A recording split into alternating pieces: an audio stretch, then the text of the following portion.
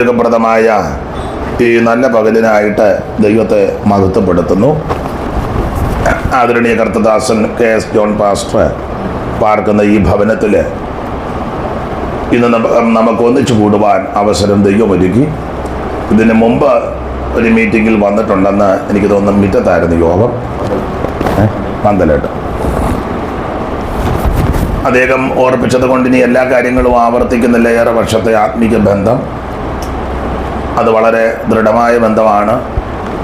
അദ്ദേഹം ഇന്ത്യ പെന്തക്കോസ്ത് ദൈവസഭയുടെ വിശേഷിച്ച് ചെങ്ങന്നൂർ സെൻറ്ററിലെ അനേക സഭകളിൽ ശുശ്രൂഷയിലിരുന്നു. അവിടെല്ലാം കടന്നു ചെന്ന് പാർത്ത് ശുശ്രൂഷിപ്പാൻ ദൈവം സാവകാശം തന്നിട്ടുണ്ട്. ആ നല്ല അനുഭവങ്ങളെല്ലാം ഓർത്ത് ദൈവത്തെ മഹത്വപ്പെടുത്തുന്നു. കർത്താവിൻ്റെ ദാസി റോസമ്മാമ്മയ്ക്കായിട്ടും ദൈവത്തെ മഹത്വപ്പെടുത്തുന്നു. കുഞ്ഞുങ്ങളെയും ദൈവം ആശീർവദിക്കട്ടെ. ഈ പകല് ഞങ്ങൾക്ക് ഇവിടെ വരുവാൻ ദൈവം കരുണ ചെയ്തു. ഈ പ്രാർത്ഥനയെപ്പറ്റി ഓർപ്പിച്ചപ്പോഴേ എന്നോട് പറഞ്ഞു നേരത്തെ വരണം. അപ്പം ഞാൻ പറഞ്ഞു, ഏതെങ്കിലും വേണ്ടപ്പെട്ടവർ വല്ലതും കടന്നു പോയാൽ അവിടെ നിന്ന് പോയേച്ചേ വരുവുള്ളൂ. മിക്ക ദിവസങ്ങളിലും അങ്ങനെയുള്ള സാഹചര്യങ്ങളുണ്ട്. ഇന്നും അതുപോലെ തന്നെ രാവിലെ ദിനചര്യകളെല്ലാം കഴിഞ്ഞ് പ്രാർത്ഥനയൊക്കെ കഴിഞ്ഞ് രാവിലെ വീട്ടിൽ നിന്ന് ഇറങ്ങിയതാണ് ജോബിനുമായിട്ട്. എഴുമറ്റൂര് ഒരു വാത്സല്യ സഹോദരി ദൈവസന്നിധി ചേർക്കപ്പെട്ട ഭവനമൊക്കെ ആയിട്ടുള്ള ആത്മീക ബന്ധമുണ്ട്. അവിടെ പോയി ഡെഡ് ബോഡി കണ്ട് 2 വാക്ക് പറഞ്ഞു. അതിനുശേഷമായിട്ട് തുരുത്തിക്കാട്ട് ഒരു വാത്സല്യ മാതാവ് അമ്മണിമാമ കടന്നുപോയി. കുഞ്ഞുങ്ങളൊക്കെ ആയിട്ടുള്ള ആത്മീക ബന്ധമുണ്ട്. അപ്പം വൈകി പോയത് കൊണ്ട് വഴിക്ക് വെച്ച് ഡെഡ് ബോഡി കാണാമെന്ന് ഓർത്ത് ഞാൻ വണ്ടി തടഞ്ഞു നിർത്താൻ നിന്നതാണ്. അപ്പം സാൻ പാസ്റ്റർ പറഞ്ഞു, ഒക്കത്തില്ല, ഹോളിൽ വന്ന് 2 വാക്ക് പറഞ്ഞേച്ചേ വിടുവോളെന്ന് പറഞ്ഞു. പിന്നെ തുരുത്തിക്കാട് ഹാളിൽ പോയി. ഡെഡ് ബോഡി വരാൻ അല്പം വൈകി, അതുകൊണ്ട് അല്ലെങ്കിൽ ഒരു 3/4 മണിക്കൂറുടെ മുമ്പ് ഇനി വരേണ്ടതാണ്. അത് കഴിഞ്ഞ് ചെങ്ങന്നൂർ പെനിയലിൽ കൂടുന്നൊരു വാത്സല്യ അമ്മ, ആ അമ്മയുടെ മരുമകന് ആദിക്കാട്ടയത്ത് കോശിച്ചായൻ്റെ അനുജനാണ് ദേവിച്ചായന്. അപ്പം അങ്ങനെയുള്ള ബന്ധമുണ്ട്. അപ്പോൾ അവിടെയും പോയി 2 വാക്ക് പറഞ്ഞേച്ചു ഓടി വരുമായിരുന്നു. ഷിബു പാസ്റ്ററും പ്രിയ ബിജു ബ്രദറും കൂടെ മുളക്കടയിൽ നിന്നു. ഇതിന് ശേഷമായിട്ട് ഞങ്ങൾക്ക് തൃശ്ശൂർ പോകേണ്ടതുണ്ട്. അപ്പോൾ അല്പം തിരക്കുണ്ട്. എന്നിരുന്നാലും ഈ ദൈവദാസനുമായുള്ള ആത്മീക ബന്ധം വിളിച്ചപ്പോൾ എന്നോട് ചോദിച്ചു, അദ്ദേഹത്തോട് ആരോ ചോദിച്ചു ചെറിയ ചെറിയ യോഗത്തിന് വരുമോയെന്ന്. ഞാൻ പറഞ്ഞു, എനിക്കതാ ഇഷ്ടം. വലിയ യോഗത്തെക്കായാലും വലിയ യോഗമെന്ന് ഉദ്ദേശിക്കുന്ന ആൾ കൂടുന്നത് തെറ്റാന്നൊന്നുമല്ല. ആൾ കൂടിയാലും ആൾ കുറഞ്ഞാലും യോഗം വലുതാണ്. കാരണം വലിയവനായ ദൈവമാണ് നമ്മുടെ നാട്ടിൽ. അപ്പം എനിക്ക് ഒത്തിരി ആൾ വേണമെന്നതില്ല, ശ്രദ്ധിക്കുന്ന 2 എണ്ണം മതി. മെനക്കേട് കേസാണെന്ന് എനിക്ക് ബുദ്ധിമുട്ടാണ്. യോഗത്തിന് വന്ന് ഉഴപ്പിയിരിക്കുക, ശ്രദ്ധിക്കാതിരിക്കുക, അലക്ഷ്യമായിട്ടിരിക്കുക, മൊബൈലിൽ കളിക്കുക, വർത്താനം പറയാം, അതൊക്കെ എനിക്ക് ബുദ്ധിമുട്ടുള്ളതാണ്. എന്നാൽ ഏകാഗ്രതയോടെ 2 പേര് മതി. കാരണം നമ്മുടെ പ്രമാണം അങ്ങനെ, ഒരാത്മാവ് ഭൂലോകത്തേക്കാൾ വിലയേറിയതാണ്. അപ്പോൾ എനിക്ക് അതാ കൂടുതൽ ഇഷ്ടം. ഈ കൺവെൻഷനുകളിൽ പ്രസംഗിക്കുന്നതിലും എനിക്ക് കുറച്ചുകൂടെ സന്തോഷം എൻ്റെ കാര്യമാണ് ഉപവാസ പ്രാർത്ഥനകളിൽ ശുശ്രൂഷിക്കുന്നതാണ്. ആട്ടെ, ഈ നല്ല കൂട്ടായ്മയ്ക്കായിട്ട് ദൈവത്തെ മഹത്വപ്പെടുത്തുന്നു. നെടുങ്കണ്ടത്തിലെ കുടുംബത്തിനായിട്ടും ദൈവത്തെ സ്തുതിക്കുന്നു. എല്ലാ പ്രിയപ്പെട്ടവരെയും ദൈവം അനുഗ്രഹിക്കട്ടെ. മറ്റ് കാര്യങ്ങളൊന്നും ഇനി പറഞ്ഞ് സമയം കളയുന്നില്ല. ദൈവത്തിന് മഹത്വം. എൻ്റെ അറിവ് ശരിയെങ്കിൽ 12:30 1-നാണോ? 12:30. ഒത്തിരി ഇരുത്തിട്ട് ഈ ഇരിപ്പാന്നെ 12-ന് നിർത്തും. നമുക്ക് അല്പസമയങ്ങൾ ദൈവവചനത്തിൽ നിന്ന് ധ്യാനിക്കാം. കർത്താവ് ഏവർക്കും കൃപ നൽകുമാറാകട്ടെ. വായിച്ച തിരുവെടുത്ത് ഒരിക്കൽ കൂടി വായിച്ച് സഹായിക്കണം. മനുഷ്യർക്ക് നടപ്പല്ലാത്ത പരീക്ഷ നിങ്ങൾക്ക് നേരിട്ടിട്ടില്ല. ദൈവം വിശ്വസ്തൻ. നിങ്ങൾക്ക് കഴിയുന്നതിന് മീതെ പരീക്ഷ നേരിടുവാൻ സമ്മതിക്കാതെ നിങ്ങൾക്ക് സഹിപ്പാൻ കഴിയേണ്ടതിന് പരീക്ഷയോടുകൂടെ അവിടുന്ന് പോക്കുവഴി ഉണ്ടാക്കി തരും. പുതിയ നിയമത്തിലെ 21 ലേഖനങ്ങളിൽ പൗലോസിൻ്റെ ലേഖനങ്ങളാണ് കൂടുതൽ നമുക്കറിയാം. അതിൽ കൊരിന്ത്യർക്ക് 2 ലേഖനം പൗലോസ് എഴുതി, 1-2 ലേഖനം. ഈ ലേഖനത്തിലെ പ്രധാനപ്പെട്ട വിഷയം ദൈവമക്കളുടെ ശുദ്ധീകരണമാണ്. ഒന്നുകൂടെ തെളിച്ച് പറഞ്ഞാൽ, ഞാനും നിങ്ങളും കേൾക്കുന്നവരെല്ലാം ശുദ്ധീകരിക്കപ്പെടുന്നവരും ക്രമീകരിക്കപ്പെട്ട ഗുണീകരണത്തോടെ കർത്താവിൻ്റെ വരവിനായിട്ട് ഒരുങ്ങണം. ആരും കൈവിടപ്പെട്ടു പോകരുത്, ആരും നശിച്ചു പോകരുത്. അപ്പോൾ കൊരിന്ത്യർക്ക് 2 ലേഖനം എഴുതി, 1-2 ലേഖനം. നിങ്ങൾക്കറിയാം, 1-ാം ലേഖനത്തിന് 16 അധ്യായങ്ങളുണ്ട്. അധ്യായങ്ങളിൽ കൂടി ഓടിച്ചൊന്ന് പോയാൽ 1-ാം അധ്യായത്തിലെ വിഷയം പക്ഷം പിടിക്കുന്നു. 2-ാം അധ്യായത്തിൽ ഉപദേശം കൈക്കൊള്ളുന്നില്ല. 3-ാം അധ്യായത്തില് ഇവരുടെ ഇടയിലെ ഭിന്നത, പിണക്കമൊക്കെ. 4-ാം അധ്യായത്തിൽ അറിവ് ചീർപ്പിക്കുന്നു. 5-ാം അധ്യായത്തിൽ ജാതികളുടെ ഇടയിൽ പോലും ഇല്ലാത്ത നടപടിക്രമങ്ങൾ സഭയ്ക്കകത്ത്. 6-ാം അധ്യായത്തിലെ അകത്ത് തീർക്കേണ്ട വിഷയം വെളിയെ കൊടുത്ത് കേസും കോടതിയും വഴക്കും. 7-ാം അധ്യായത്തിൽ കുടുംബ പ്രശ്നമാണ്. 8-ാം അധ്യായത്തിൽ വിഗ്രഹാർപ്പിതം തിന്നാൻ പാടില്ലയോ തർക്കം. 9-ാം അധ്യായത്തിൽ ഈ കാര്യങ്ങളെല്ലാം ഓർപ്പിച്ച പൗലോസിനെ ക്വസ്റ്റ്യൻ ചെയ്യാൻ തുടങ്ങി. പൗലോസിന്റെ അപ്പോസ്തലത്വത്തെ ചോദ്യം ചെയ്യുന്നു. 10-ാം അധ്യായത്തിൽ വിഗ്രഹാർപ്പിതം തിന്ന് പട്ടുപോയ ചരിത്രം. 11-ാം അധ്യായത്തിൽ 2 വിഷയമാണ് പ്രധാനമായിട്ട്. 1 ഫാഷൻ, 2 തിരുമേശയുടെ ഉപദേശം. 12-ാം അധ്യായത്തിൽ കൃപാവരങ്ങൾ നിന്നിട്ടില്ല, അതിപ്പോഴും ഉണ്ടെന്ന് തെളിയിക്കുക. 13-ാം അധ്യായത്തിൽ ഏറ്റവും ശ്രേഷ്ഠമേറിയ വരം ദൈവസ്നേഹം. 14-ാം അധ്യായത്തിൽ കൃപാവരങ്ങൾ വിനിയോഗിക്കേണ്ട വിധങ്ങൾ. 15-ാം അധ്യായം ദൈവമക്കളുടെ മരണം, അടക്കം, ഉയർപ്പ്. 16-ാം അധ്യായത്തിൽ വന്ദനം ചെയ്യുകയും അപ്പോൾ തന്നെ ആഴ്ചവട്ടത്തിൻ്റെ 1-ാം നാളെ ചരിതിച്ചു വെച്ചത് ആലയത്തിൽ കൊണ്ടുവരണം. അതെല്ലാവർക്കും തൃപ്തിയുള്ള കാര്യമല്ല. അപ്പോൾ ശ്രദ്ധിക്കുക, ഓടിച്ച് ഈ അധ്യായങ്ങളിൽ കൂടി പോയാൽ ഇങ്ങനെയാണ് നമ്മൾ പഠിക്കുന്നത്. കൊരിന്ത് സഭ അക്കാലത്തെ ഏറ്റവും നമ്പർ 1 സഭയാണ്. വലിയ പട്ടണം, തിരക്കേറിയ പട്ടണം, വലിയ ബിസിനസ്, ആൾക്കാരെല്ലാം വരികയും പോവുകയും ചെയ്യുന്നു. ഏത് വിഭാഗത്തിൽപ്പെട്ട ആൾക്കാരും ആ പട്ടണത്തിൽ പാർക്കുന്നുണ്ട്. ഇപ്പോഴത്തെ രീതി അനുസരിച്ച് പറഞ്ഞാൽ ചിലപ്പം ഖണ്ഡനം നടത്തുമായിരിക്കും. എന്നാലും എൻ്റെ ഒരു അഭിപ്രായമാണ് കേട്ടോ. ലോകത്തിലെ എല്ലാ രാജ്യക്കാരും ചെന്ന് പാർക്കുന്ന ഒരു രാജ്യം അമേരിക്ക. എല്ലാ രാജ്യത്തെ ആൾക്കാരുണ്ട്, 99%. അപ്പൊ എന്ന് പറഞ്ഞ പോലെ അന്നത്തെ ഒരു പട്ടണമാണ് കൊരിന്ത് പട്ടണം.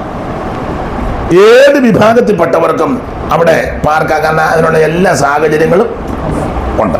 അങ്ങനത്തെ ഒരു പട്ടണമാണ്. ഈ പട്ടണത്തിൽ ഒരു സഭ, അതും അനുഗ്രഹിക്കപ്പെട്ട ഒരു സഭയാണ്. ആ സഭയുടെ വിശേഷതകളെ പറ്റി 1:4 പൗലോസ് രേഖപ്പെടുത്തി വായിക്കാം. 1:4. 1:4 അല്ലല്ലോ.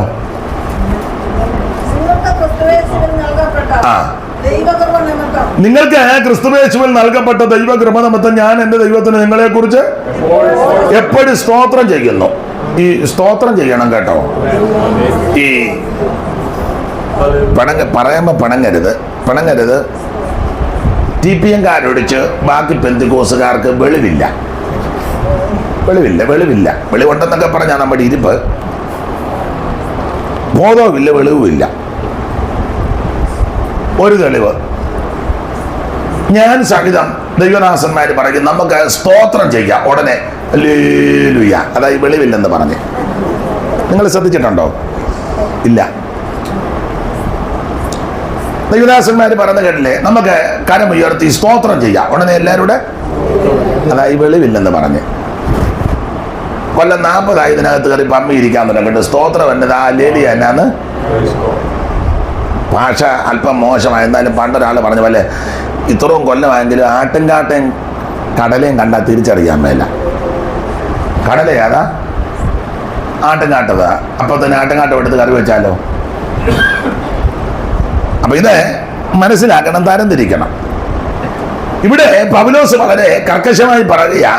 ഇവരെ ഓർക്കുമ്പോഴെല്ലാം പൗലോസ് സ്തോത്രം ചെയ്യുക. ഒന്നുകൂടെ വായിച്ചാട്ട് സഹോദരി. നിങ്ങൾക്ക് ക്രിസ്തുയേശുവിൽ നൽകപ്പെട്ട ദൈവകൃപ നിമിത്തം. എന്നെ കേൾക്കുന്ന പ്രിയരെ, ഇവിടെ വന്നിരിക്കുന്ന എല്ലാവർക്കും കൃപയുള്ളവരാ. കൃപയില്ലാത്ത ആരും ഇതിനകത്ത് വന്നിട്ടില്ല. അല്ല, കൃപയില്ലാത്ത ആർക്കും ഇതിനകത്ത് വരാനൊക്കത്തില്ല. ദൈവത്തിന്റെ കൃപയുള്ളത് കൊണ്ടാ ഈ മാർഗത്തിൽ ഞാൻ നിങ്ങൾ വന്നിരിക്കുന്നത്. അതുകൊണ്ട് സഹോദരിമാര് പറയരുത്, പക്ഷേ എനിക്ക് ഒരു കൃപ, അങ്ങനൊന്നും പോഷത്തിനെ ഒന്നും വിളിച്ച് പറയരുത്. എനിക്ക് അവരെ പോലുള്ള കൃപ. അവരെ പ്രസംഗിക്കുന്നു, ദൂത് പറയുന്നു, എല്ലാ ദിവസവും ശുശ്രൂഷയ്ക്കായിട്ട് പോകുന്നു. കുഞ്ഞന്നാമ്മയുടെ ഡയറി മുഴുവൻ ഫുള്ളാ. എനിക്ക് ഡയറി പോലും പിണങ്ങാതിരിക്കാൻ പറയാം. ഡയറി ഫുള്ളായ കുഞ്ഞന്നാമ്മയ്ക്ക് വീട്ടു ജോലി ചെയ്യാൻ അറിയത്തില്ല. ഇല്ല, ഡയറി ആയിട്ട് രാവിലെ വീട്ടിൽ നിന്ന് അങ്ങ് തങ്കച്ചനായ ജോലിയെല്ലാം ചെയ്യുന്നത്. അങ്ങനെ ശുശ്രൂഷയുള്ള ചില സഹോദരിമാരുണ്ട്. എല്ലാവരും അല്ലെങ്കിൽ ചിലര് ഉണ്ട്. ഒരു പണിയും ചെയ്യുകയല്ല. എന്നാൽ ഞാൻ മാന്യ സഹോദരിമാരോട് പറയാം, പ്രസംഗിക്കാൻ നിങ്ങൾക്ക് വലിയ കഴിവില്ലെങ്കിലും, പ്രാർത്ഥിക്കാൻ പ്രാസവപ്പിച്ച് പ്രാർത്ഥിക്കാൻ ഒക്കുന്നില്ലെങ്കിലും, നിങ്ങൾ വലിയ ശുശ്രൂഷകളൊന്നും ചെയ്യുന്നില്ലെന്ന് മറ്റുള്ളവർ വിധിച്ചാലും, ഞാനൊരു കാര്യം സഹോദരിമാരുടെ പറയാം. വേദപുസ്തകത്തിന്റെ വെളിച്ചത്തില അടുക്കളയിൽ നന്നായിട്ട് ഭക്ഷണം ഉണ്ടാക്കുന്ന വലിയ ശുശ്രൂഷയാണ്. പക്ഷെ ആ ശുശ്രൂഷ ആർക്കും ഇപ്പം വേണ്ട. അങ്ങനത്തെ ശുശ്രൂഷയൊന്നും അലോഗ്യം ഉണ്ടാക്കാൻ വന്നതല്ല. അടുക്കളയിൽ നന്നായിട്ട് ഭക്ഷണം പാകപ്പെടുത്തുന്നത് ഒരു വലിയ ശുശ്രൂഷയാണ്. അതാ ഞാൻ പറഞ്ഞു, ഇവിടെ ഇരിക്കുന്ന എല്ലാവർക്കും ദൈവം ഓരോ ശുശ്രൂഷ തന്നിട്ടുണ്ട്. കൃപ. ഭർത്താവിനും മക്കൾക്കും വീട്ടിൽ പ്രായമുള്ള മാതാപിതാക്കൾ ഉണ്ടെങ്കിൽ അവർക്കും അതിഥികളായിട്ട് വരുന്നവർക്കും നമ്മുടെ സാഹചര്യം അനുസരിച്ച് അടുക്കളയിൽ കാര്യങ്ങളെല്ലാം പെരുമാറി അത് അവർക്ക് കൊണ്ട് കൊടുത്ത് അവരത് ഭക്ഷിച്ച് തൃപ്തിപ്പെടുന്നതും അങ്ങനെ അടുക്കളയിൽ പെരുമാറുന്നത് ഒരു വലിയ ശുശ്രൂഷയാണ്. നോട്ടം ഒരുപ്പം കണ്ടിട്ട് പക്ഷേ ആ ശുശ്രൂഷ വന്നു എനിക്ക് എങ്ങനെയും ഞാൻ ഈ അടുക്കളയിൽ നിന്ന് മോചിതയാകാൻ. ചിലര് അടുക്കള കയറി പ്രാഗി അലച്ചു ഓരോന്നുണ്ടാക്കുന്നത്. അത് ഗുണവും ആകുകയല്ല, വയറ്റിലും പിടിക്കുകയല്ല. പ്രാഗിയല്ലേ ഭക്ഷണം ഉണ്ടാക്കുന്ന ചിലര്. ഈ മുടിഞ്ഞ വീട്ടിൽ വന്നേ പിന്നെ എനിക്ക് അടുക്കളയിൽ നിന്ന് ഇറങ്ങാൻ ഉണ്ടോ? നീ ഇരിക്കുന്ന വീട്ടിൽ ഇടുത്തി വീഴും. അല്ല, മേർത്തയെ പറ്റി പറയുന്നത് ശുശ്രൂഷകാൽ വളരെ അത് ശുശ്രൂഷയാണ്. മാർത്തയുടെ ശുശ്രൂഷകൻ ഉദ്ദേശിച്ചത് പ്രസംഗമൊന്നുമല്ല, ദൂത് പറഞ്ഞതുമല്ല. സ്തോത്രം തകർത്ത് ഇടിമുഴക്കം പോലെ മറുഭാഷ പറഞ്ഞ് ചാടിയതല്ല. അത് തെറ്റാന്നല്ല. അടുക്കളയിൽ പെരുമാറുന്ന ഒരു ശുശ്രൂഷയാണ്. സ്തോത്രം. ആട്ടെ, നിങ്ങൾക്കും വലിയ താല്പര്യം ഇല്ലെന്ന് തോന്നുന്നു. പിന്നെ പറഞ്ഞിട്ടും വലിയ കാര്യമില്ല. അപ്പൊ ഇവിടെ ഇരിക്കുന്ന എല്ലാവർക്കും ദൈവം ശുശ്രൂഷ ഏൽപ്പിച്ചിട്ടുണ്ട്. കൃപയില്ലാത്ത ആരും ഇതിനകത്ത് വന്നിട്ടില്ല, വരാനൊക്കത്തില്ല. രക്ഷിക്കപ്പെട്ടത് തന്നെ വലിയ മഹാകൃപയല്ലേ. അപ്പൊ നിങ്ങൾക്ക് ലഭിച്ച ദൈവകൃപ നിമിത്തം, അങ്ങനെ പൗലോസ് 4-ാം വാക്യം ഒന്നുകൂടെ വായിച്ചേ. നിങ്ങൾക്ക് ക്രിസ്തുയേശുവിൽ നൽകപ്പെട്ട ദൈവകൃപ നിമിത്തം ഞാൻ എന്റെ ദൈവത്തിന് നിങ്ങളെ കുറിച്ച് എപ്പോഴും അയ്യോ മറ്റുള്ളവരെ ശുശ്രൂഷിക്കുന്നത് ഒരു കൃപയാണ്. അതെ, ഞാനെപ്പോഴും പറയും, പ്രായമുള്ള ഒരു അപ്പച്ചൻ യോഗത്തിന് വരുന്ന ഒരു അമ്മച്ചി വരുന്നു, അവരെ കൈക്ക് പിടിച്ചുകൊണ്ടിരുത്തി അവർക്ക് ചൂടുവെള്ളം വേണേ വെള്ളം കൊടുത്ത്, അതൊക്കെ ഒരു വലിയ ശുശ്രൂഷയാണ്. പക്ഷെ ആർക്കും അത് വേണ്ട. ആർക്കും അത് നമ്മൾ ഈ ശുശ്രൂഷ ഉണ്ടെന്ന് പറയുന്ന പല പുള്ളിക്കാർക്ക് ഈ ശുശ്രൂഷയൊന്നും വേണ്ടതാണ്. പ്രായമുള്ളവരെ ബഹുമാനിക്കുന്നതും ആദരിക്കുന്നതും അവർക്ക് വേണ്ട സഹായങ്ങൾ നമ്മളാലാവും ഇത് ചെയ്യുന്നത് ഒരു വലിയ ശുശ്രൂഷയാണ്. ദൈവത്തിന് മഹത്വം. മറ്റുള്ളവരെ കരുതുന്നത് അതൊരു വലിയ ശുശ്രൂഷയാണ്. ഇന്ന് ശുശ്രൂഷയൊക്കെ ചെയ്യുന്ന പല ആൾക്കാർക്കും ഇങ്ങനെയുള്ള ശുശ്രൂഷ തൊട്ട് ഇല്ല, താനും ഇല്ല. നിങ്ങൾ എല്ലാവരുടെയും കാര്യമല്ല. വലിയ വലിയ ശുശ്രൂഷ ചെയ്യുന്ന വലിയ വലിയ പ്രഗത്ഭന്മാര്, പ്രശസ്തന്മാര്, ഞാൻ എന്നെയും കൂടെ പ്രതിയാക്കിയാ പറയുന്നത്. നിങ്ങൾ ശ്രദ്ധിച്ചേ, അവർക്ക് മറ്റൊരാൾക്ക് കൈ കൊടുക്കാൻ പോലും വലിയ ബുദ്ധിമുട്ടാണ്. അപ്പൊ അവരിൽ ഏൽപ്പിക്കുന്ന ശുശ്രൂഷ എന്തുവാണ് നിങ്ങൾ അങ്ങ് ചിന്തിച്ചാൽ മതി. ഇന്നാളെ പ്രഗത്ഭനായ ഒരാള്, പേരൊന്നും ഞാൻ പറയുന്നില്ല, കൈ തന്നത് ഈ 3 പേരല്ല. അത് വലിയ ഇങ്ങോട്ട് ഞാൻ കാണിച്ചു തരാം. ഇങ്ങനെ ഇവനൊക്കെ ഇരിക്കുന്നിടത്ത് ഇനിയും വെള്ളപ്പൊക്കം വന്നില്ലെങ്കിലേ ഉള്ളു. നിങ്ങൾ ഇഷ്ടമുണ്ടാ ചോദിച്ചാൽ മതി. നിങ്ങൾ മിണ്ടുവൊന്നും വേണ്ടെങ്കിൽ നമുക്ക് 1 മണി വരെ ഇങ്ങനെ പോകാതാ നല്ലത്. ചിലര് കൈ കൊടുക്കും, അവർക്ക് തത്തുല്യമായ ആൾക്കാർക്ക് കൈ കൊടുക്കും. അതല്ലെങ്കിൽ അവർക്ക് സ്തോത്രം. ചിലരോട് മിണ്ടത്തില്ലല്ലോ.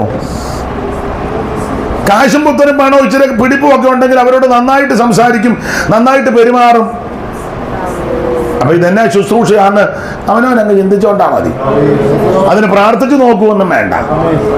മറ്റുള്ളവരെ കരുതുവാൻ, ആദരിക്കുവാൻ, അവരെ ബഹുമാനിക്കുവാൻ അതൊരു വലിയ ശുശ്രൂഷയാണ്. സ്റ്റേജിൽ നിന്ന് തകർത്ത് വാരുന്ന പല ആൾക്കാരും അങ്ങനെയുള്ള കാര്യങ്ങൾ ചെയ്യാറില്ല. മിണ്ടുകയല്ലോ. അവരാ സമയത്ത്, ഞാൻ എന്നെയും കൂടെ പ്രതിയാക്കിയാ പറഞ്ഞത്, സമയത്ത് അങ്ങോട്ട് വരിക, സ്റ്റേജിൽ നിന്ന് പ്രസംഗിക്കുക, എല്ലാവരും ആത്മാവിലാകുമ്പോൾ അവർ വീട്ടിൽ പോവുക. നമ്മൾ കണ്ണു തുറക്കുമ്പോൾ പുള്ളിയെ ജോഡി എടുക്കപ്പെട്ടോ, മിണ്ടത്തില്ല. അവിടെ ഞാൻ ഭാഗമൊന്നും വിവരിക്കുന്നില്ല. എന്നാൽ എന്നെ കേൾക്കുന്ന നിങ്ങളോടൊരു കാര്യം പറയാം. ഇവിടെ ഇരിക്കുന്ന എല്ലാവരെയും ദൈവം ഓരോ ശുശ്രൂഷ ചെയ്യിപ്പിച്ചിട്ടുണ്ട്. അതെന്തുവാണെന്ന് മനസ്സിലാക്കി അതിൽ വിശ്വസ്തരാണെങ്കിൽ അടുത്തതിൽ ദൈവം നിന്നെ ഉപയോഗിക്കും. അതെ, നിങ്ങൾക്ക് ക്രിസ്തുയേശുവിൽ നൽകപ്പെട്ട ദൈവകൃപ നിമിത്തം ഞാൻ എൻ്റെ ദൈവത്തിന് നിങ്ങളെ കുറിച്ച് എപ്പോഴും സ്തോത്രം ചെയ്യുന്നു. അടുത്തത്, ക്രിസ്തുവിന്റെ സാക്ഷ്യം നിങ്ങളിൽ. അപ്പൊ ഇവര് നന്നായിട്ട് സാക്ഷിയൊക്കെ പറയുന്നവരാ, സാക്ഷ്യമുള്ളവരാ. സാക്ഷി പറഞ്ഞാൽ നന്നായിട്ട് പറയുകയും ചെയ്യും. നമ്മുടെ ഇടയിലും അങ്ങനെ ഉണ്ട്. ഇപ്പൊ അങ്ങനെ മിക്ക സഭകളിലും അത്രയും ഇല്ല. ഈ ചില വിശ്വാസികളെ നിങ്ങൾ ശ്രദ്ധിച്ച്, അതിഥികളായിട്ട് ആരെങ്കിലും വരുമ്പോൾ അവർക്ക് അന്നൊരു പ്രത്യേക സാക്ഷ്യമുണ്ട്. അതുവരെ അവർ മിണ്ടുകയല്ല, കൈ വടിക്കാനോ പാടുകയില്ല, പ്രാർത്ഥന. ആരെങ്കിലും ഗസ്റ്റായിട്ടൊക്കെ വരുമ്പോൾ അന്നേരം അവരൊന്ന് ചാടി എഴുന്നേറ്റ് സ്തോത്രം. അങ്ങനെയുള്ള ആൾക്കാരുണ്ട്. ഇവരങ്ങനല്ല, സാക്ഷി പറയാനവരാ. 5 മിനിറ്റ് കൊടുത്ത് 50 മിനിറ്റ് എടുക്കും, നന്നായിട്ട് പറയും. ചിലരുടെ സാക്ഷ്യമൊക്കെ കേൾക്കുമ്പോൾ നമ്മൾ അന്തം വിട്ടുപോവുക. ചുമ്മാ ഈ എന്തുവാ, അതിന് വേറെ പുസ്തകത്തിലെ ഭാഷ പറയാ, വമ്പ് പറയും. വമ്പ് അങ്ങനെ പറയുന്ന ആൾക്കാരുണ്ട്. ഒരു ചെറിയ പനിയായിരിക്കും, പക്ഷെ ഇവർ പറഞ്ഞു വരുമ്പോൾ അത് ചില പറഞ്ഞിട്ടില്ല, കഴിഞ്ഞ ആഴ്ച ഞാൻ ചത്തു പോകുമെന്ന ചുമ്മാടാ. ഒരു മൂക്കടപ്പ് ഉണ്ടായി, അല്ലെ ഒരു ബിംബിഷ്ടം ഉണ്ടായി, അത് സ്വാഭാവികമൊക്കെയാണ്. ഉണ്ണി അന്ന് നിന്ന് പറഞ്ഞു, കഴിഞ്ഞ ആഴ്ച ഞാൻ ഈ വമ്പ് പറയാനെന്നാ പറയാൻ. ഒരു 100 പേരുള്ള യോഗത്തിന് പ്രസംഗിച്ചിട്ട് നമ്മൾ എങ്ങനെ ഉണ്ട്, ഭയങ്കര ജനമായിരുന്നു. വമ്പ് പറയുന്ന നാവേ സൂക്ഷിച്ചോണം. അപ്പോൾ ഇവര് സാക്ഷ്യമൊക്കെ നന്നായിട്ട് പറയും. ക്രിസ്തുവിന്റെ സാക്ഷ്യം നിങ്ങളിൽ ഉറപ്പായിരിക്കുന്നത് പോലെ അടുത്തത്, അവന് നിങ്ങൾ സകലത്തിലും, ഇവരെല്ലാത്തിലും ടോപ്പാ, സകലത്തിലും വിശേഷാൽ സകല ഇവർക്ക് നല്ല വചനത്തിൽ തിട്ടമാണ്. ഭയങ്കര വചന നിശ്ചയമാ. കൊരിന്ത്യർക്ക് വചനമൊക്കെ നന്നായിട്ട് അറിയാം. ഉപദേശിമാര് കുറുവാക്യം എടുക്കുമ്പോൾ അറിയാം ഇന്ന് എവിടെയൊക്കെ കൂടെ കയറി ഇറങ്ങും. അതുപോലെ കുറത്തിയാട് പണ്ട് 2-3-4 സഹോദരിമാരുണ്ടായിരുന്നു. പാസ്റ്റർമാർ വാക്യം വായിക്കുമ്പോഴേ വിരലിങ്ങനെ ഓടുന്ന കാണാം. കാരണം അവർക്കറിയാം ഏതൊക്കെ വാക്യമായി. നല്ല സാമർത്ഥ്യമാണ്, മിടുക്കാം. അല്ല, അങ്ങനെയുള്ളത് നല്ലതാ. വചനത്തിൽ തിട്ടം വേണം. ഇവർക്ക് വചനത്തിൽ നല്ലതായിട്ട് അവന് നിങ്ങൾ വിശേഷിച്ചാൽ സകല വചനത്തിൽ എന്ന് പറഞ്ഞാൽ എല്ലാ വിഷയവും ഇവർക്ക് അറിയാം.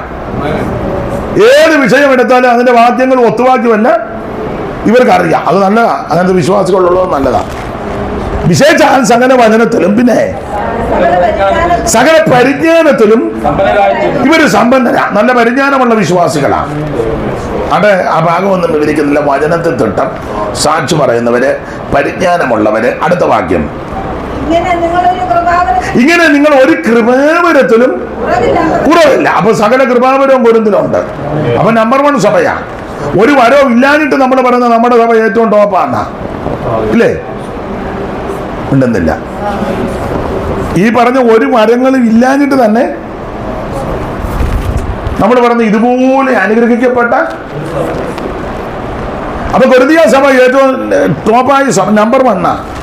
സാക്ഷ്യമുണ്ട്, സാക്ഷി പറയും, പറയാനറിയാം, പരിജ്ഞാനമുണ്ട്, വചനത്തിൽ തിട്ടമുണ്ട്, സകല കൃപാവരമുണ്ട്. മുന്തിയ സഭ, നല്ല സഭ, 1ാം കിട സഭ. എന്നാൽ 2ാം അധ്യായത്തിലേക്ക് വരുമ്പോൾ ഈ സഭയുടെ ആഴമല്ല ആത്മാവ് ഒന്ന് പരിശോധിച്ചു. 2ാം അധ്യായത്തിൽ വായിക്കുന്നത് ആത്മാവ് ആഴം അറിയുന്ന. 2:9-10 വായിച്ചേ. ദൈവം തന്നെ സ്നേഹിക്കുന്നവർക്ക് ഒരുക്കിയിട്ടുള്ളത് കണ്ണ് കണ്ടിട്ടില്ല, ചെവി കേട്ടിട്ടില്ല, മനുഷ്യന്റെ ഹൃദയത്തിൽ തോന്നിയിട്ടുമില്ല എന്ന് എഴുതിയിരിക്കുന്നത് പോലെ തന്നെ നമുക്കോ ദൈവം തന്നെ ആത്മാവിനാൽ വെളിപ്പെടുത്തിയിരിക്കുന്നു. ആത്മാവ് സകലത്തെയും ദൈവത്തിന്റെ ആഴങ്ങളെയും. അപ്പൊ ആത്മാവ് സകലത്തെ അറിയുന്ന ആത്മാവ്.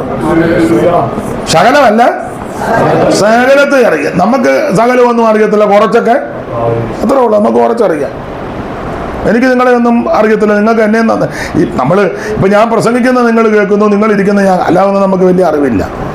ഇവിടെ ഇരിക്കുന്ന ആർക്കും ആരെ പറ്റി അങ്ങനെ വലിയ അറിവൊന്നുമില്ല. പക്ഷെ ആത്മാവ് സകലവും അറിയും. ദൈവത്തിന്റെ ആത്മാവ് സകലതും അറിയുന്നുണ്ട്. സങ്കീർത്തനക്കാരൻ പറയുന്നത് പോലെ ഇരിക്കുന്നത് വെടിനേക്കുന്നതെല്ലാം കർത്താവ് പറഞ്ഞുകൊണ്ടിരിക്കുക.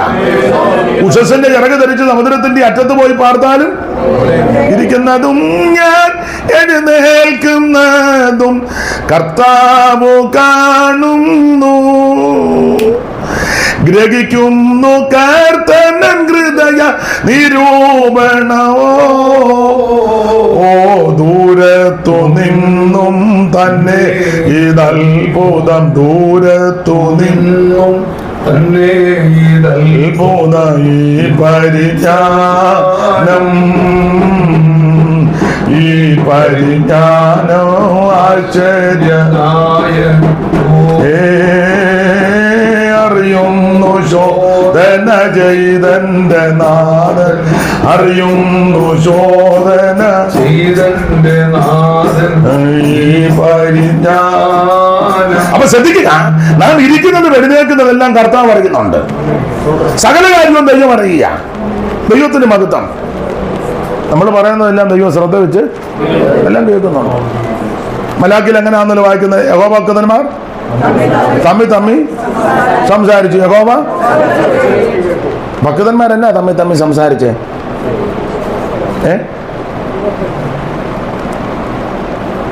യഹോവ ഭക്തന്മാർ തമ്മിൽ സംസാരിച്ചു. എന്തുവാ സംസാരിച്ചേ? 3:16 വായിരും. 3:16.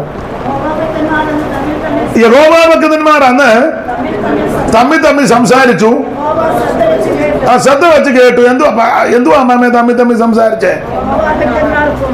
അല്ല, ഭക്തന്മാർ എന്തുവാ സംസാരിച്ചേ? എന്തുവാന്ന് 13 മുതൽ വായിച്ചോ. 13 മുതൽ. നിങ്ങളുടെ വാക്കുകൾ എന്റെ നേരെ അതികഠിനമായിരിക്കുന്നു എന്ന് യഹോവ അരുളി ചെയ്യുന്നു. ഉണ്ടോ? അപ്പൊ ഇവർ ചോദിച്ചു ഏതിനാൽ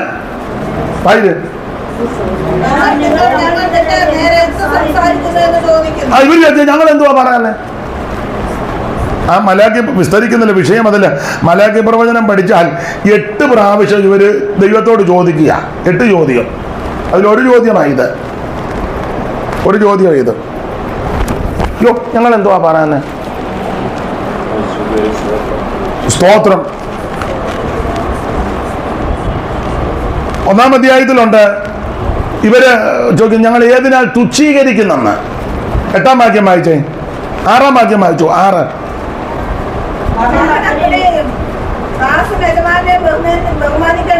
ആ 1-6 അല്ലേ? 8-ാം വാക്യം വായിച്ചേ. 8. ആ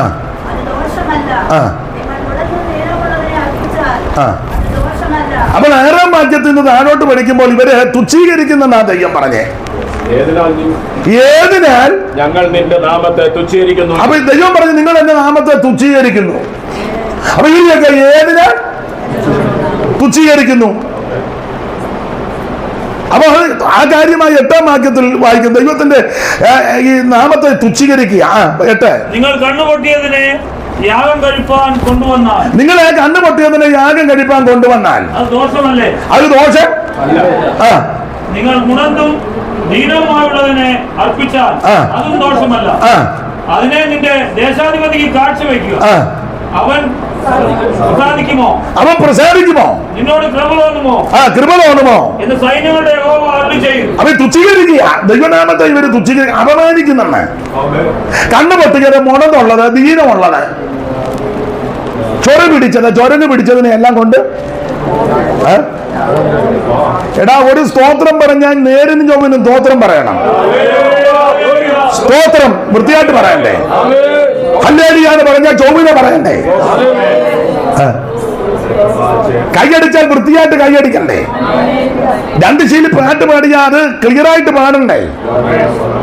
എല്ലാം നന്നായിട്ട് ചെയ്യണം. സ്തോത്രം ഈ ദൈവത്തിന്റെ നാമത്തിന് വേണ്ടി ചെയ്യുമ്പം നന്നായിട്ട് ചെയ്യണം. നിങ്ങൾ ശ്രദ്ധിച്ച് 3 ഏക്കറുള്ള അച്ചായനും സഭയ്ക്ക് കൊടുക്കുന്നത് 10 സെന്റാ. എന്നാൽ ഈ മുടിഞ്ഞവൻ ഒരു 25 സെന്റെങ്കിലും കൊടുക്കണ്ടേ? സമാധാനം പറയല്ലേ? എന്നാ അച്ചാൻ പറ. 2-3 ഏക്കർ വസ്തു ഉണ്ടെന്ന് ദൈവത്തിന് കൊടുക്കുന്നത് 10 സെന്റ്. അത് മൊത്തം എഴുതിയും കൊടുത്തിട്ടില്ല.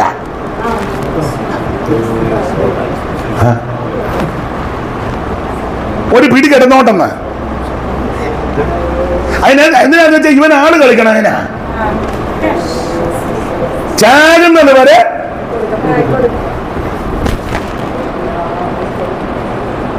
ഇത് ദേശാധിപതിക്ക് അർപ്പിച്ച് അവൻ സ്വീകരിക്കുവോ? ദൈവനാമത്തിൽ ഞാനൊരു കാര്യം പറയാം. നിങ്ങൾ യോജിച്ചാലും ചോദിച്ചാലും കർത്താവിന്റെ നാമത്തിൽ എന്ത് ചെയ്താലും നന്നായിട്ട് ചെയ്യണം. നിങ്ങൾ യോജിക്കത്തില്ല എല്ലാവരും.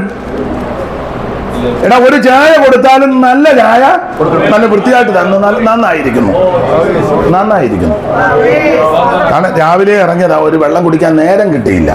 വളരെ ക്ഷീണിച്ചാ വന്നത്. ആ ക്ഷീണം അങ്ങ് മാറി. അല്ല നിങ്ങളും അങ്ങനെ ചെയ്യുന്നവരാ? അങ്ങനെ ചെയ്യണം. 1 കവർ പാല് മേടിച്ച് 9 കവർ വെള്ളവും കൂടെ ഒഴിച്ച് കൊടുത്തെന്ന് പേരും കുടിച്ചവനിട്ട് ഗുണം വന്നില്ലെന്നല്ല, പിന്നെ പലതും വരിക അവന്. വൃത്തിയായിട്ട് കൊടുക്കണമെന്ന്. അല്ല ഞാന് ഇതൊക്കെ പറയാന് എനിക്ക് നല്ല പ്രാഗൽഭ്യമുണ്ട്. അതുകൊണ്ടാണ് നിങ്ങൾക്കും ഉണ്ട്. ദൈവത്തിന് മകത്വം. ഞാനൊരു ചെറിയ ഒരു ഉദാഹരണം പറയാം, തെറ്റിദ്ധരിക്കരുത് കേട്ടോ. അപ്പൊ നിങ്ങൾ പറയും ഇയാള് കോടിക്കണക്കിനുണ്ട് അതുകൊണ്ട് അയാള് ഞാനിപ്പം വിസ്തരിക്കുന്നില്ല. ദൈവത്തിന് മഹത്വം. ഈയിടെ ഞങ്ങളുടെ വീട്ടിൽ കുറച്ച് നാൾ മുമ്പ് ഒരു തള്ള വന്ന് വർത്താനം എല്ലാം പറഞ്ഞപ്പം ജോഷുവയുടെ കാര്യം ചോദിച്ചു, പഠിക്കുമോന്ന്. ഞാൻ പറഞ്ഞ അത്ര പോരാ, ബുദ്ധിയൊക്കെ ഉണ്ട് എന്നാലും അത്ര. ഉടനെ അവര് പറയാം, ഇനി എന്തിനാ പഠിക്കുന്നത്, തന്തയുടെ കോടിക്കണക്കിനുണ്ടല്ലോ എന്ന്. ആ തള്ള പറഞ്ഞു വെച്ച് പോയതാ.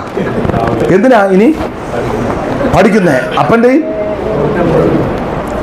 ഞാൻ ഈ വട്ട് തള്ളയോട് പറഞ്ഞിട്ട് വലിയ കാര്യമൊന്നും ഇല്ല. പിന്നെ വെറുതെ എന്തിനാ ആലോക്യം ഉണ്ടാക്കുന്നത്? തന്നെയില്ല, അവർക്ക് ഭക്ഷണം എടുത്ത് വെച്ച് അവർ പിന്നെ പറയുന്നത് കഴിക്കാതെ വെറുതെ എന്തിനാ ആലോക്യം?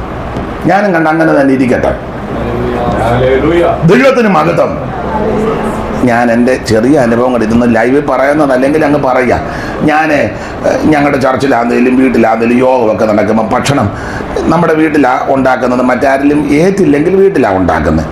ഞാനാ പോകുന്നെങ്കിൽ ഉദാഹരണമല്ല, അനുഭവമാണ്. ഈ മീൻ മേടിക്കാൻ ചെല്ലുമ്പം ഞാൻ അവനോട് പറയും നല്ല മുടുത്ത പീസ് തരണം. ചെയ്തിട്ടാണ് പറയാൻ നല്ല പ്രാഗൽഭ്യമുണ്ട്. സ്തോത്രം. കഴിഞ്ഞ ദിവസം വേറൊരു തന്നെ അവനറിയാമല്ലേ, ഞാൻ പറഞ്ഞിട്ട് മുടുത്ത പീസ് വേണം. അവൻ ചോദിച്ചാൽ ഞാൻ പറഞ്ഞ് കുറഞ്ഞത് ഒരു 60 ഗ്രാമിൽ കുറയരുത്. ഒരു പീസ്. ഇത് അച്ചാറിടുന്നത് പോലെ മീൻ മുറുക്കിക്കൊണ്ട് വരുന്നത്. അതുകൊണ്ട് ഞങ്ങളുടെ ഒരു കൊച്ചമ്മയുണ്ട്, അത് സ്പൂൺ ഇങ്ങനെ ഓടിക്കത്തേ ഉള്ളൂ, കൊടുക്കുകയല്ല. പാത്രത്തിനകത്തോട്ട് സ്പൂൺ വീടുകയല്ല, മേളിൽ കൂടെ കൊടുത്തെന്ന് പേരും കഴിച്ചു വന്നിട്ട് ഗുണം. ഞാൻ ഞങ്ങളുടെ സഭയിൽ പറയും, ആവശ്യത്തിന് കഴിക്കണം, പക്ഷെ ഒരു ചോറ് കളയരുത്. ഒരു ചോറ് കളയരുത്, കൂട്ടാനും കളയരുത്. അനേക ദൈവമക്കൾ കഷ്ടപ്പെട്ട് റോഡ് പണിക്ക് പോകുന്നവനുണ്ട്, റബ്ബർ വെട്ടാൻ പോകുന്നവൻ കാണും, ഈ വെയിലത്ത് ചൂട് പിടിച്ച് പണിയുന്നവർ കാണും, അടുക്കളപ്പണി ചെയ്യുന്ന സഹോദരിമാർ കാണുന്നത് മോശമൊന്നുമല്ല, നല്ല പണിയാണ്. തൂത്തുവാരാൻ പോകുന്നവർ കാണും. അത് എല്ലാ ജോലിയും അതിന്റെ മാന്യതയുണ്ട്. ചെല്ല് ധരിച്ചു വെച്ചേക്കുന്ന ജോലിക്കെല്ലാം മാന്യത. ഏത് ജോലിക്കും അതിന്റെ ജോലി ചെയ്യാതെ നീ ഒരുത്തനെ കബളിപ്പിക്കുന്നതാ വൃത്തികേട്. ഒരു ജോലിക്കും പോകുകയല്ല, രാവിലെ കുളിയും കഴിഞ്ഞ് കസാര ഇങ്ങനെ കാലും മറപ്പിച്ചിരിക്കുക. ഒരു ജോലിക്കും പെമ്പള ജോലിക്ക് വിട്ടേ ജീവൻ പിള്ളേർക്ക് ബിസ്ക്കറ്റും കൊടുത്തിരിക്കുന്ന ബിരുദന്മാരും ഉണ്ട്. അവളെന്ത് ചെയ്യാ? അവള് നിനക്ക് എന്നാ പണി? അവനൊരു വണ്ടിയൊക്കെ ആയിട്ടിങ്ങനെ, എന്റെ വിഷയമല്ല, അതുകൊണ്ട് ആ ഭാഗത്തേക്ക് പോകുന്നില്ല. എല്ലാ ജോലിക്കും അതിന്റെ മാന്യതയുണ്ട്. സ്തോത്രം. അത് ജോലി ചെയ്യുന്നത് മാന്യതയാണ്. അധ്വാനിക്കാൻ ഒക്കത്തില്ല. എന്നാളൊരു തള്ള പറഞ്ഞു, നിങ്ങൾക്ക് പാഷന്മാർക്ക് അധ്വാനം ഒന്നുമില്ലല്ലോ. ഞാൻ പറഞ്ഞു, തള്ള ഞങ്ങൾ വർത്താനം പറയുന്ന സൂക്ഷിച്ച് വേണമെന്ന് പറഞ്ഞു. ഞങ്ങൾ നന്നായിട്ട് അധ്വാനിക്കുന്നുണ്ട്, വിശേഷിച്ച് വചനത്തിലും ഉപദേശത്തിലും. ഇന്നലെ റാന്നി പ്രസംഗിച്ചപ്പോൾ വാക്യം വായിച്ചെന്നൊരു തള്ള പറഞ്ഞു, സ്വത്ത് ചുമ്മാ കിട്ടുകയല്ലേ എന്ന്.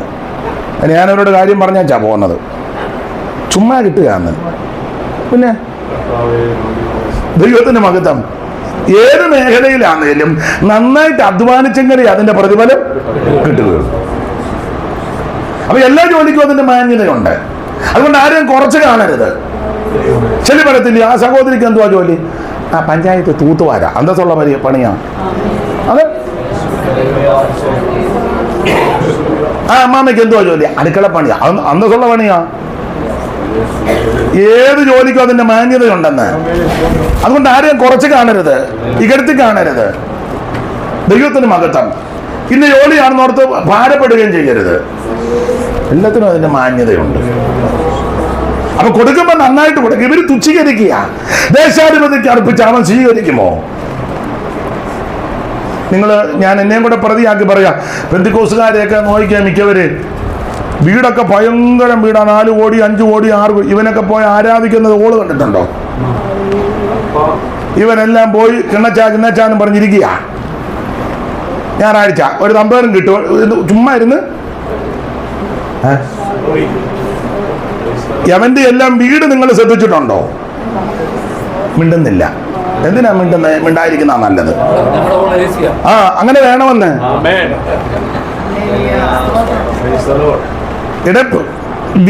വീടിനേക്കാളും മെച്ചമായിരിക്കണം ആ ആലയം. യെരുശലേമിന്റെ മതിൽ പണി തടസ്സപ്പെടുത്തി ആലയത്തിന്റെ പണിക്ക് തടസ്സം വന്നു. സെരുബാബേൽ വന്ന് ആലയം പണിയുക, നെഹമ്യാവ് പിന്നത്തേരി വന്ന മതിൽ പണിയുന്നത്. ഇതിനിടയ്ക്ക് എസ്രായുടെ നേതൃത്വത്തിൽ ആൾക്കാർ വന്ന് എസ്ര നവീകരണത്തിന് മുന്നിൽ നിന്നു. ആത്മിക ശുശ്രൂഷ. അതാ ഇസ്രയെ പറ്റി പുസ്തകം പടർത്തിയെന്നും പുസ്തകം വായിച്ചപ്പോൾ എല്ലാവരും എഴുന്നേറ്റ് നിന്നെന്നും ഒക്കെ നമ്മുടെ പുസ്തകത്തിൽ വായിക്കുന്നേ. അപ്പൊ സെരുബാബിന്റെ രണ്ടുപേരുടെ നേതൃത്വത്തിലായി ഇവര് പ്രവാസം കഴിഞ്ഞ് മടങ്ങി വരുന്നത്. ഒന്ന് സെരുബാബിന്റെ നേതൃത്വത്തിലും ഒന്ന് എസ്രായുടെ നേതൃത്വത്തിലും. പിന്നെ നെഹമ്യാവിന്റെ നേതൃത്വത്തിൽ പുറകെ വന്നു. അപ്പോൾ സെരുബാബിൽ വന്ന് ആലയം പണിയാൻ നേരത്ത് ആരംഭത്തിൽ കോരേശ് കൽപ്പനയൊക്കെ പുറപ്പെടുവിച്ചെങ്കിലും പണി അങ്ങോട്ട് തുടങ്ങി കഴിഞ്ഞപ്പോൾ തടസ്സമുണ്ടായി. ഏതാണ്ട് 15 കൊല്ലത്തോളം പണി മുടക്കി. 15 കൊല്ലത്തോളം പണി നിർത്തി. അതിന് വേറെ കാര്യമുണ്ട്. കത്തുമൊക്കെ എഴുതി, തന്ത്രമൊക്കെ. അന്നും ഉണ്ടായിരുന്നു കത്തെഴുതുന്ന. നമ്മുടെ ആൾക്കാരല്ലേ. കത്തെഴുതി അതിന്റെ പകർപ്പെടുത്ത് രാജാവിന് അയച്ചു കൊടുത്തു. അപ്പോൾ അത് ബ്ലോക്ക് ചെയ്യിപ്പിച്ചു, എന്ത് നാശമൊപ്പിച്ചു വെച്ചു. അപ്പൊ ഇങ്ങനെ പണി മുടങ്ങി കഴിഞ്ഞപ്പോ ഇസ്രായേൽ മക്കള് യഹൂദ ജനോടുത്ത് ഇനി ഇപ്പൊ പള്ളി പണിയുന്നത് വലിയ നടക്കുമെന്നൊന്നും തോന്നുന്നില്ല. ഇവന്മാര് വീട് പണിയാൻ തുടങ്ങി. ഇനിയിപ്പോ പള്ളി പണി നടക്കുമെന്ന് തോന്നുന്നില്ല. എന്നാ പിന്നെ നമുക്ക് ചൊവ്വനെ വീടങ്ങ് പണിയും. ഇങ്ങനെ വീട് പണിയാനും പറഞ്ഞ് പള്ളിപ്പണി നിർത്തിയച്ച് ഇവനെല്ലാം കൂടെ വീട് പണിതു. വീട് പണിതപ്പം സെക്കറിയാമിനെ ഹഗ്ഗായിയൊക്കെ ദൈവം എഴുന്നേൽപ്പിച്ചു. ഹഗ്ഗായി എഴുന്നേറ്റ് പറഞ്ഞ്, എടാ അവൻ സ്വന്തം നിങ്ങൾ തട്ടിട്ട വീട് പാർക്കുക, നിങ്ങൾക്ക് ആലയം ഒന്നുമില്ലേ? 1-ാം അധ്യായത്തിലല്ലേ ഹഗ്ഗായി പറഞ്ഞിരിക്കുന്നത്, നിങ്ങൾ വലിയ തട്ടിട്ട ഈ ആലയം ശൂന്യമായിട്ട് കിടക്കുക. ഉറക്കെ വായിച്ച വാക്യങ്ങള്, ഈ ആലയം ശൂന്യമായിരിക്കെ നിങ്ങൾ തട്ടിട്ട വീടുകളിൽ പാർക്കുവാൻ. അയ്യോ, നിങ്ങൾക്കിത് മനസ്സാക്കിച്ച് കുത്തൊന്നുമില്ലേ? ദൈവാലയം ശൂന്യമായി കിടക്കുക, നല്ലൊരു മേശയില്ല. യാബുവാന്റെ കാലത്ത് ഒരു മൈക്ക് അരോന്ന് വെക്കുമ്പോ അളിയാന്നാ കേൾക്കുന്നേ.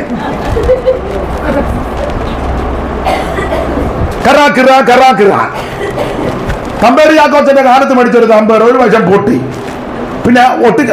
നിങ്ങളുടെ ബന്ധമല്ലേ തമ്പേർ കാച്ചു? ആ, കുറ്റമല്ലി പറഞ്ഞത്. പഴയ ഒരു തമ്പേർ ബാത്റൂമിന് കൊളുത്തുമില്ല. ബാത്റൂമിൽ നമ്മൾ ഒരു കൈ പിടിച്ചോണ്ടാ മനസ്സിലാകുന്നില്ല. എല്ലായിടത്തെയും കാര്യമല്ല ഈ പറഞ്ഞത്. അല്ലെ ബാത്റൂം അങ്ങോട്ട് ചായച്ച് നമ്മൾ തള്ളിപ്പിടിച്ച് നിൽക്കുക. അല്ല, ഞാനങ്ങനെ നിന്നിട്ടുണ്ടെന്ന് ആരുടെ ബന്ധം തള്ളിയാലോ? അല്ലെ പിന്നെ ഒച്ച ഉണ്ടാക്കി നിൽക്കണം അതിനകത്ത്. ഞാൻ പറഞ്ഞ അമ്മാമ്മയ്ക്ക് മനസ്സിലാകുന്നില്ലേ? ടാപ്പിനകത്ത് വെള്ളവുമില്ല. ഒരു ബൈത്തോമി ഞാൻ ചെന്ന് ബക്കറ്റ് മക്കും കണ്ടിട്ട് തൊടാനൊക്കത്തില്ല.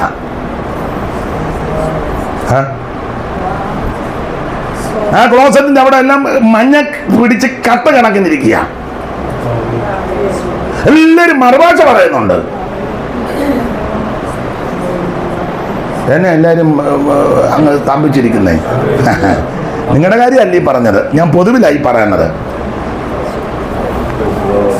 ആത്മീക വിഷയത്തിനായിരിക്കണം പ്രാധാന്യം. ആരാധിക്കുന്ന ആലയമായിരിക്കണം ഏറ്റവും വൃത്തി. സ്തോത്രം. ആത്മീയ വിഷയത്തിന് കീഴിലായിരിക്കണം ബാക്കി മുഴുവൻ വിഷയവും.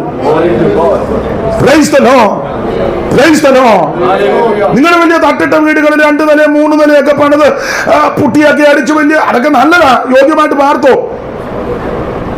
പക്ഷെ ആലയമല്ലേ വിഷയം. ഒന്നുകൂടെ വായിച്ചോ റോസമാമേ. ഈ ആലയം ശൂന്യമായിരിക്കെ കാലമായോ?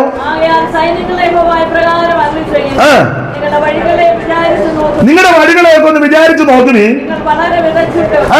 നിങ്ങൾ വളരെ വിതച്ചിട്ടും എന്നെ ഒന്നും ഗതി പിടിക്കാത്ത, ഗത്യന്തരം ഉണ്ടാക്കാത്ത തന്നെ ഒത്തിരി വിതയ്ക്കുന്നുണ്ട്.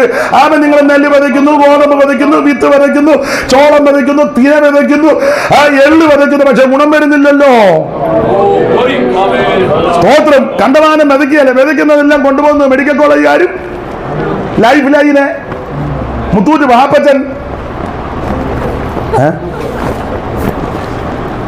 ഞാൻ എന്നെയും കൂടെ പ്രതിയാക്കിയായി പറയുന്നേ. ആഴ്ച എവിടെ പോകുന്നു? കേംചെറിയാന്റെ അവിടെ. അതിന്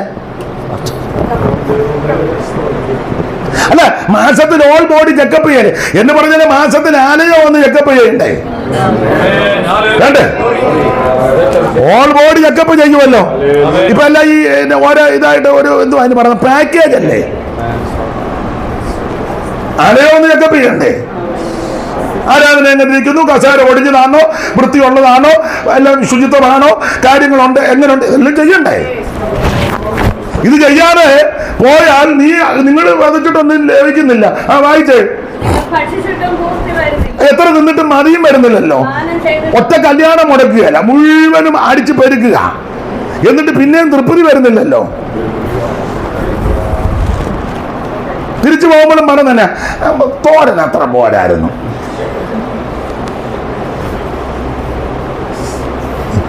അല്ല, ഞാൻ വിവരിക്കുന്നില്ല. അടുത്ത വാക്യം വായിച്ചോ. കുടിച്ചിട്ടൊന്നും മതി വരുന്നില്ല, തൃപ്തി വരുന്നില്ലല്ലോ. പിന്നെ വസ്ത്രം കുളിരി മാറുന്നില്ല. എത്ര കിട്ടിയിട്ടും തൃപ്തി, എത്ര ജോഡിയുണ്ട്, തൃപ്തി ഉണ്ടോ? മോന്തായിരിക്കുന്നുണ്ടല്ലോ. എത്ര ജോഡിയുണ്ട്, തൃപ്തി ഉണ്ടോ? ഇല്ല. പിന്നെ ഏതെങ്കിലും കളർ കാണുമ്പോ പിന്നെ ആകർഷണമാണ്. ദൈവാലയം ശൂന്യമായി കിടക്കെ നിങ്ങൾ ഇങ്ങനെ പോയാൽ ശരിയാകുകയല്ലെന്നാ പറഞ്ഞതിന്റെ അർത്ഥം. അത് നമ്മുടെ വിഷയത്തിലേക്ക് വരാനില്ല, പിന്നെ ഞാൻ അങ്ങനെ അങ്ങ് പോകും. ദൈവത്തിന് മഹത്വം. ദൈവത്തെ തുച്ഛീകരിക്കുക. ഭക്തന്മാരുടെ സംസാരമെല്ലാം ദൈവം കേൾക്കുന്നുണ്ട്. ഇവര് ഗുണം വരുന്ന കാര്യമൊന്നുമല്ല പറഞ്ഞത്. ആ 13 മലാക്കി പ്രവചനം 3:13 മുതൽ വായിക്കുമ്പോൾ നിങ്ങളുടെ വാക്കുകൾ എന്റെ നേരെ അതികഠിനമായിരിക്കുന്നുവെന്ന്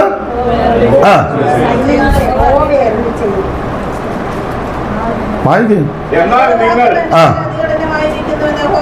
അത് തന്നെ, പിന്നെ അത് തന്നെ വായിക്കുക. ഞങ്ങൾ നിന്റെ നേരെ എന്ത് സംസാരിക്കുന്നു എന്ന് ചോദിക്കുന്നു. യഹോവയ്ക്ക് ശുശ്രൂഷ ചെയ്യുന്നത് എന്നെ കേൾക്കുന്ന പ്രിയരേ, കർത്താവിന്റെ വേല വ്യർത്ഥമല്ല. ദൈവത്തിന് വേണ്ടി ശുശ്രൂഷ ചെയ്യുന്നത് വ്യർത്ഥമല്ലെന്ന്. ദൈവനാമത്തിന് വേണ്ടി ചെലവാക്കുന്നതും ചെലവഴിക്കുന്നതും കർത്താവിന്റെ വേലയ്ക്ക് ചുമട് കൊടുക്കുന്നതും ശുശ്രൂഷ ചെയ്യുന്നത് ഒരിക്കലും വ്യർത്ഥമല്ല. ഇവരെ ചിന്തിക്കുക ഇതെല്ലാം വ്യർത്ഥമാണ്, അബദ്ധമാണ്. അതെ, ഇങ്ങനെയുള്ള വാക്കുകളായി ഇവർ പറഞ്ഞത്. കറുപ്പുടുത്ത് നടന്ന എന്ത് പ്രയോജനം? ദുഷ്പ്രവർത്തിക്കാൻ അഭ്യുദയം പ്രാപിക്കുന്നു. ദൈവത്തെ പരീക്ഷിച്ചവർക്ക് കുഴപ്പമൊന്നുമില്ല. ഞങ്ങളിങ്ങനെ ഉപവസിക്കുകയും പ്രാർത്ഥിക്കുക, ഒരു ഗുണവും വരുന്നില്ല. ഇതൊക്കെ ഈ ഭക്തന്മാർ കൂടി അല്ല, ഗുണം വരുന്ന കാര്യമൊന്നും അല്ല പറഞ്ഞേ. വാക്കുകൾ വളരെ ശ്രദ്ധിക്കണം. അതെ, അപ്പൊ നാം ഇരിക്കുന്നത് എഴുന്നേൽക്കുന്നതെല്ലാം കർത്താവ് അറിയുന്നുണ്ട്. ആണ് നമ്മുടെ വിഷയത്തിൽ വരാൻ. കൊരിന്ത്യർ ലേഖനം 1-ാം അധ്യായത്തിൽ അനുഗ്രഹിക്കപ്പെട്ട സഭ നമ്പർ 1 സഭ, മുന്തിയ സഭ. എന്നാൽ 2-ാം അധ്യായത്തിന് 9-10 വെളിച്ചത്തിൽ ആത്മാവ് ആഴമറിയും, ആത്മാവ് സകലത്തെയും ദൈവത്തിന്റെ ആഴങ്ങളറിയും. ആഴമറിഞ്ഞ ആത്മാവ് ഇവരെ പറ്റി പറയുക. 3-1 വായിര്. 3-1. എന്നാൽ സഹോദരന്മാരെ, നിങ്ങളോട് എനിക്ക് ആത്മീകന്മാരുണ്ടെന്നത് പോലെ അല്ല, ജഡീകന്മാരുണ്ടെന്നത് പോലെ ക്രിസ്തുവിൽ ശിശുക്കളായവരുടെന്ന പോലെ എത്രയോ സംസാരിപ്പാൻ. അപ്പോൾ 1-ാം അധ്യായത്തിൽ നമ്പർ 1 സഭയാ, മുന്തിയ സഭയാ, 1-ാം കിട സഭയാ. പക്ഷെ 2-ാം അധ്യായത്തിൽ ആഴമല്ല അറിഞ്ഞ ആത്മാ പറയാ, നിങ്ങൾക്ക് വരവൊക്കെ ഉണ്ട്, പ്രവചനമുണ്ട്, അന്യഭാഷയുണ്ട്, വെളിപ്പാടുണ്ട്, ദർശനമുണ്ട്, വീര്യപ്രവൃത്തിയുണ്ട്, രോഗശാന്തിയുണ്ട്, വചനതിട്ടമുണ്ട്, പരിജ്ഞാനമുണ്ട്, സാക്ഷ്യമുണ്ട്, എല്ലാം ഉണ്ട്. പക്ഷെ നിങ്ങളോട് ആത്മീയരോട് സംസാരിക്കുന്നത് പോലെയൊന്നും സംസാരിക്കാൻ പറ്റുന്നില്ല.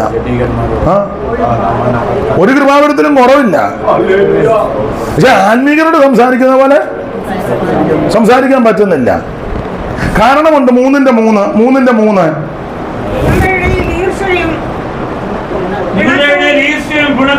നിങ്ങളുടെ ഇടയിൽ ഈർഷ്യയും പിണക്കോ ഇരിക്കെ. അപ്പോൾ ഇത് പാടില്ല. ഈർഷ്യയും പിണക്കോ ഒന്നും പാടില്ല. ഞാൻ ആ ഭാഗത്തേക്ക് ഒന്നും പോകുന്നത് നമ്മുടെ എടുത്ത വിഷയത്തിലോട്ട് വരണല്ലേ, പിന്നെ അങ്ങനെ അങ്ങ് പോകും. ദൈവത്തിന് സമയത്ത് പിന്നെ നിർത്താനും ബുദ്ധിമുട്ട് വരും. അതുകൊണ്ട് ആ ഭാഗമെല്ലാം വിടുക. നിങ്ങളുടെ ഇടയിൽ ഈർഷ്യയും പിണക്കോ ഉണ്ടെന്ന് അത് പാടില്ല.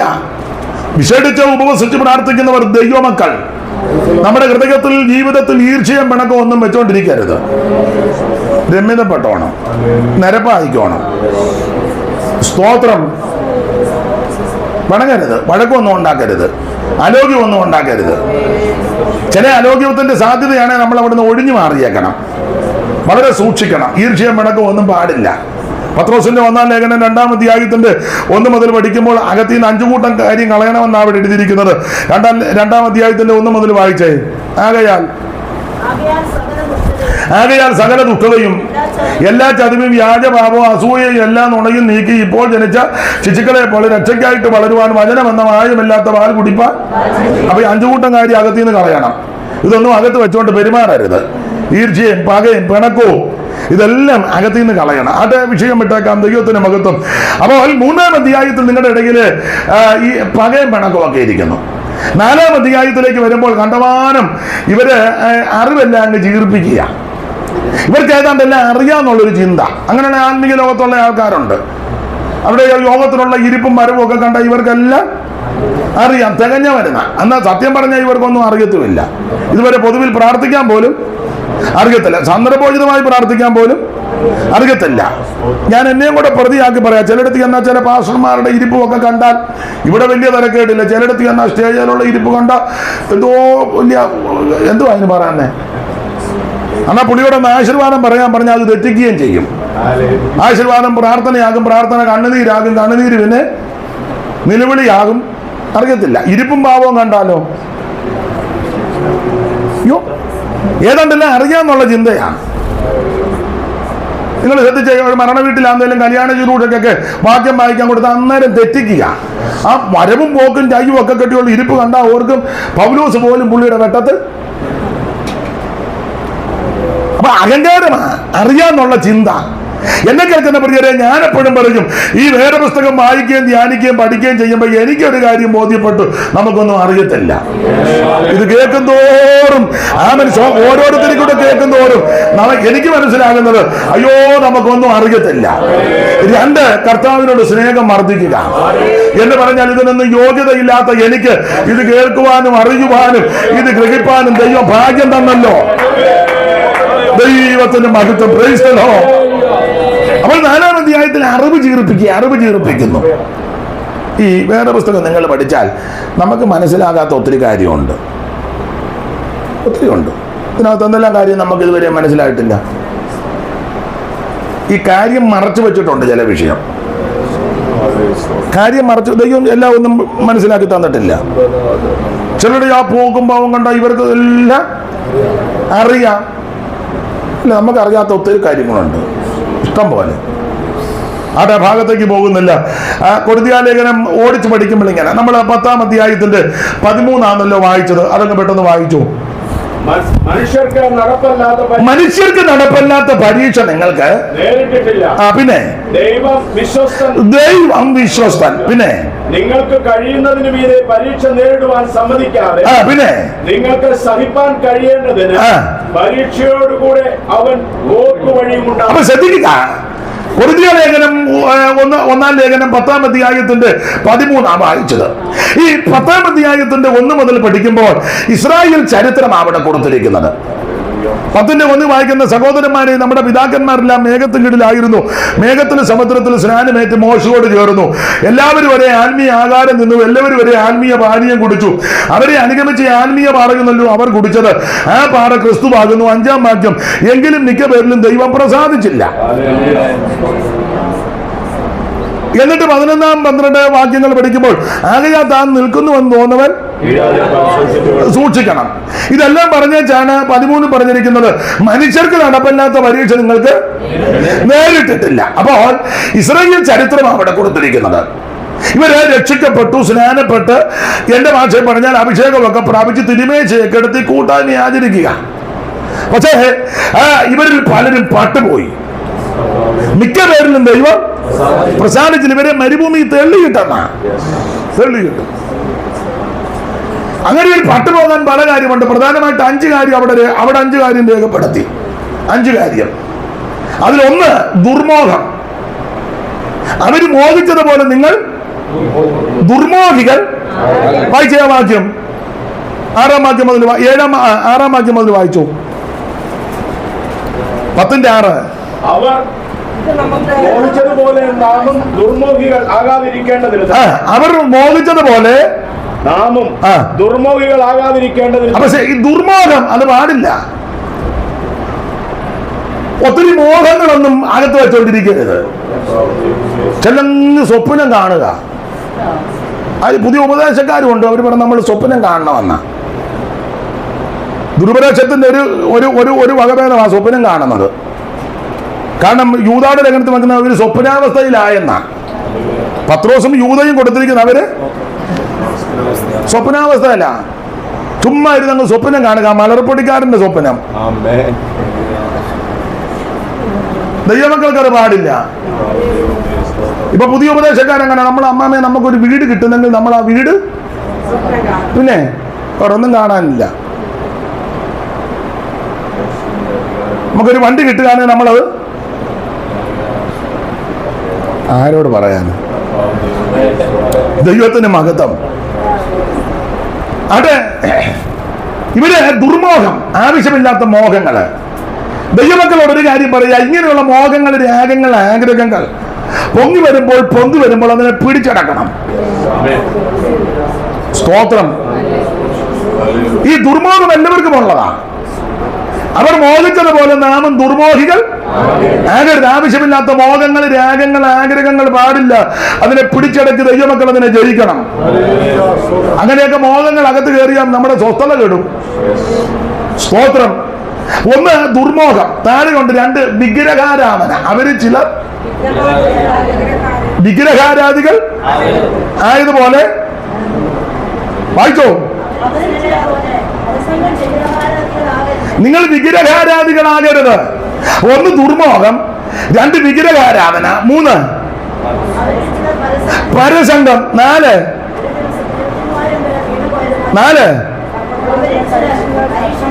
പരീക്ഷിച്ചു, ദൈവത്തെ പരീക്ഷിക്കുക, 5 പിറുപിറുപ്പ്. അപ്പൊ ശ്രദ്ധിക്കുക, ദുർമോഹം, വിഗ്രഹാരാധന, പരസംഗം, ദൈവത്തെ പരീക്ഷിക്കുന്നു, പിറുപിറുപ്പ്. ഇത് നമുക്ക് പാടില്ല. ഈ കാരണങ്ങൾ കൊണ്ടാണ് ഇവർ മരുഭൂമിയിൽ പട്ടുപോയത്.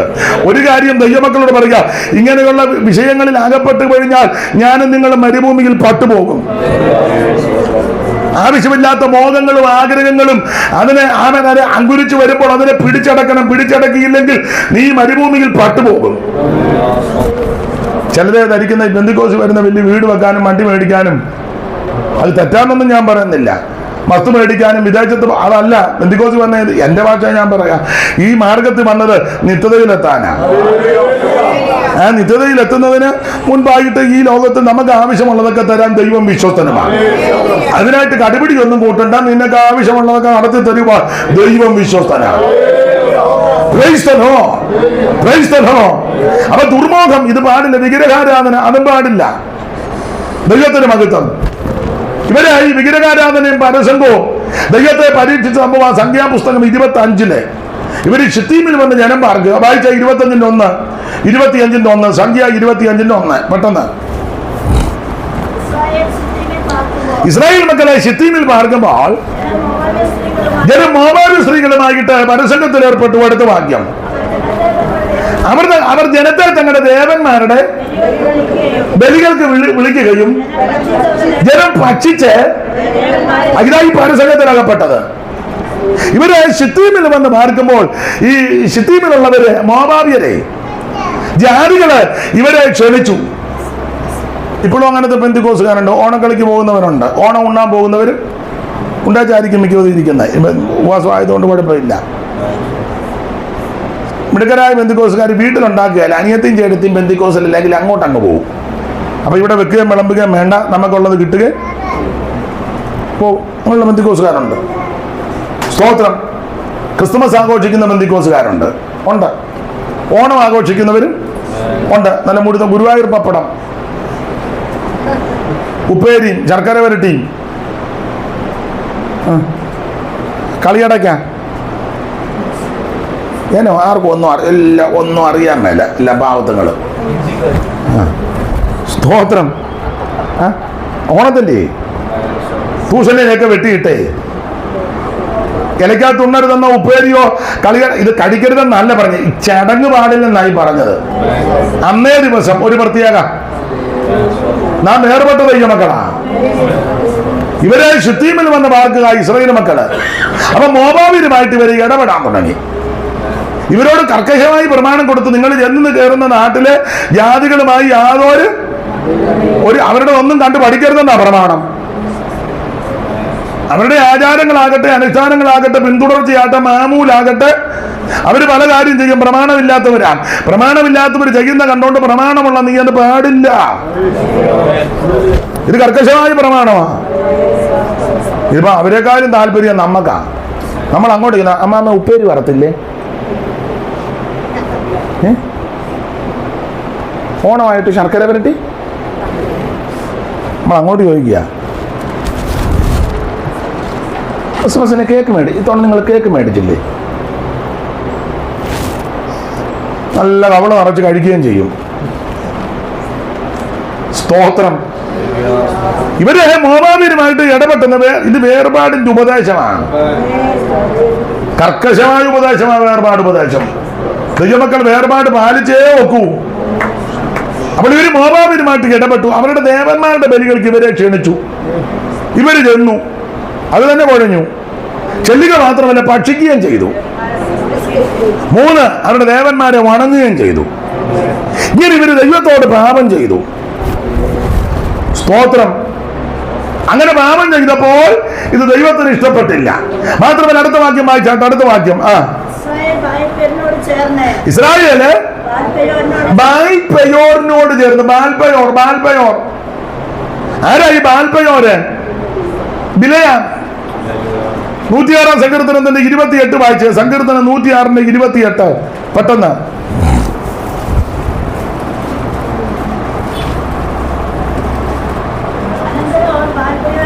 അനന്തരം അവർ ബാൽ ബയോറിനോട് ചേർന്ന് പ്രേതങ്ങൾക്കുള്ള ഈ സംഭവം അവിടെ കൊടുത്തിരിക്കുന്നത്.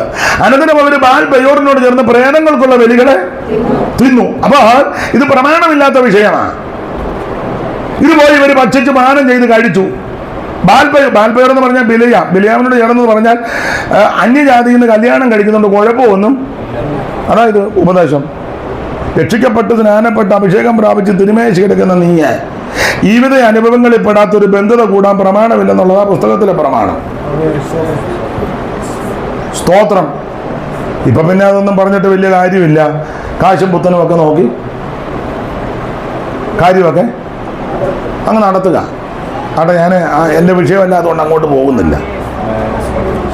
സഭകളിലും അങ്ങനെ കാശും പിടിപ്പുമുള്ള ആളുടെ പിള്ളേർ ചെയ്താൽ വലിയ കുഴപ്പം ഇല്ല. പിന്നെ ബലഹീനതയാണെന്നാ പറയുന്നത്. ആ പരുവത്തിന് അല്ലാത്തവരാണെങ്കിൽ ഉടനെ നമ്മൾ അടിയന്തര കമ്മിറ്റി കൂടി ഉടനെ നടപടി എടുക്കും. എന്ത് മേളമാണ് നടക്കുന്നത്. എന്നാ പിന്നെ മറ്റേ വിഷയത്തിലൊന്നും എടുത്തേ. അതുകൊണ്ട് പഴമക്കാർ പറഞ്ഞില്ല, ചോരയുള്ള നായരെ കാണുമ്പം അന്നേരം പേടിക്കും. ആട്ടെ, നിങ്ങളുടെ ഇരിപ്പ് കണ്ടിട്ട് എന്തോ പരുവക്കേടുണ്ടെന്ന് തോന്നുന്നു. അതുകൊണ്ട് ഞാൻ ആ ഭാഗത്തിലൊന്നും നിൽക്കുന്നില്ല. നമുക്ക് ആ വിഷയം വിട്ടൊക്കെ അതിന് അലോഗ്യം ഉണ്ടാക്കുന്നത്. ആകെ ഒരു നേരത്തെ യോഗത്തിന് വന്നിട്ട് വഴക്കുണ്ടാക്കി പോകണ്ട. ദൈവത്തിന് മഹത്വം.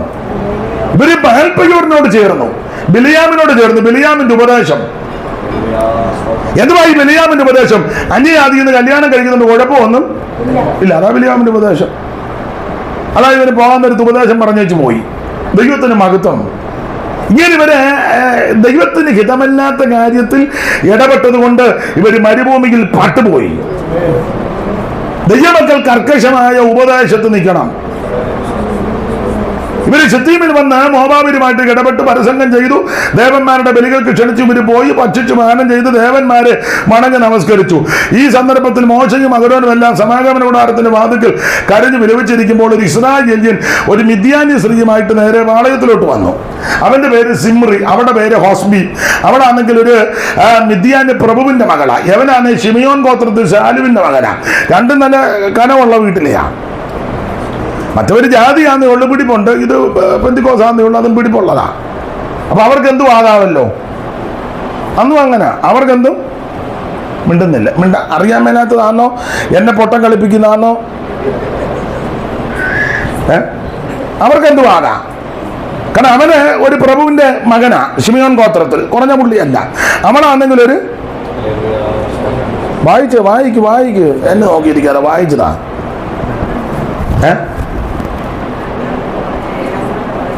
തന്നെ വായിക്കാന്നോ? കണ്ടില്ലേ? സഹോദരന്മാരുടെ മധ്യത്തിലേക്ക് ഒരു മിദ്യാനിയ സ്ത്രീയെ കൊണ്ടുവന്നു. അതിന് കണ്ടുപിടിക്കുന്നില്ല. എലിയാസിന്റെ മകൻ ഫിനേഗാസ് അത് കണ്ടപ്പോൾ കയ്യിലൊരു കുന്തമെടുത്ത് തീക്ഷണതയോടെ ചെന്ന് അവനെ കുത്തിത്തള്ളു. പക്ഷെ അവനെ പറ്റി ചരിത്രം എടുത്തിരിക്കുന്നത്, അവനെ പറ്റി എടുക്കുന്ന അവൻ ശിമിയോൻ ഗോത്രത്തിൽ പ്രഭു ആകുന്ന സാലുവിന്റെ മകൻ. വായില് ആ കണ്ണി താഴത്തെ കണ്ണിയേക്കുന്നുണ്ട്.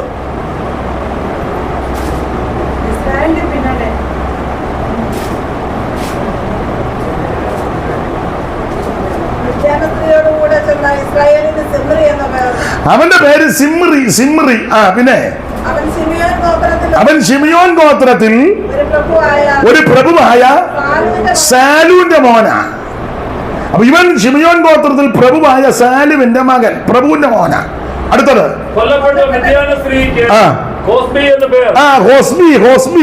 ഹോസ്ബി. വായിച്ചോ. അവളൊരു മിദ്യാനി ഗോത്രത്തിൽ ജനാധിപനായിരുന്ന സൂര്യന്റെ മകളായിരുന്നു. അപ്പൊ ഇവളും പ്രഭുവിന്റെ മോളാ. അവള് മിദ്യാന ഗോത്രമാണെന്നുള്ളൂ, മിദ്യാനാന്നുള്ളൂ. പക്ഷെ കുറഞ്ഞ കേസല്ല. അവള് പ്രഭുവിന്റെ മകളും ഇവൻ പ്രഭുവിന്റെ. അപ്പൊ അവർക്കെന്തും ആകാമല്ലോ. സഭയിലും അങ്ങനെ ഇല്ലേ? സഭകളിലും അങ്ങനെ. അവളും പ്രഭുവിന്റെ മോള്, അവനും പ്രഭുവിന്റെ മകൻ. അപ്പൊ അവർക്കെന്തും ആകാം. അത് നമ്മൾ സോപ്പിട്ട് അത് വിശുദ്ധമാക്കുക. ഇപ്പോഴും ഞാൻ ഓർക്കുന്ന ഒരു സ്ഥലമൊന്നും പറയുന്നില്ല, സഭയുടെ ഒരു പ്രധാനപ്പെട്ട ആൾ വിവാഹം നടത്തിയപ്പോൾ കേസ് നമുക്കറിയാം. ഈ ചെറുക്കനെ ബാംഗ്ലൂർ പഠിക്കാൻ വിട്ടതാ. അവിടെ വെച്ച് അവളുമായിട്ട് അവൾ രക്ഷിക്കപ്പെട്ടതൊന്നുമല്ല, വലിയ അടുപ്പത്തിലായി. ഒറ്റവാക്കിൽ അങ്ങനെ പറയുന്നുള്ളൂ. അവസാനം വഴിവിട്ട് ഇവന് തടി ഊരണം. അപ്പൊ ഇവന് എങ്ങനെയും അപ്പം വേറെ അമേരിക്ക കേസ് വന്ന് കല്യാണം. അത് അവൾ അറിഞ്ഞപ്പോൾ അവള് പറഞ്ഞു, അപ്പൻ്റെ മോൻ്റെ പേര് എഴുതി വെച്ചിട്ട് ഞാൻ തൂങ്ങിച്ചാകുമെന്ന്. വെട്ടിനകത്തായി.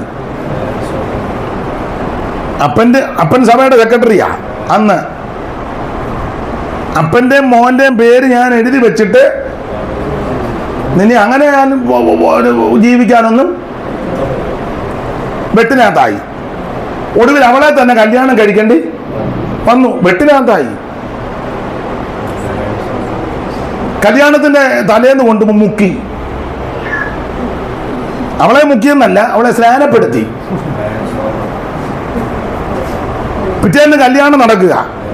ഞാനും ഉണ്ട് ആ കല്യാണത്തിന്. സ്റ്റേജിൽ നിന്നില്ല. വലിയ പ്രഗത്ഭന്മാരായ പാസ്റ്റർമാരിരിക്കുക. നമ്മൾ പ്രീത അവിടെ കയറി. ഭയങ്കര കല്യാണം. അവൾ കല്യാണം നടത്താൻ വന്ന പ്രധാനപ്പെട്ട ഉപദേശി പറയുക, അത് അറിയാവുന്നവരെല്ലാം ഇരുന്ന് ചിരിക്കുക. അന്നാ ഈ പൊട്ടൻ ഇത് അറിഞ്ഞേച്ച് വേണ്ടേ പറയാൻ. പുള്ളി പറയുകയാണ്, ഇന്നത്തെ നിയുക്ത വധുവിനെ ഓർക്കുമ്പോൾ ഞാൻ ദൈവത്തെ സ്തുതിക്കുന്നു, ഏകയായിട്ട് വിശ്വാസത്തിന് വേണ്ടി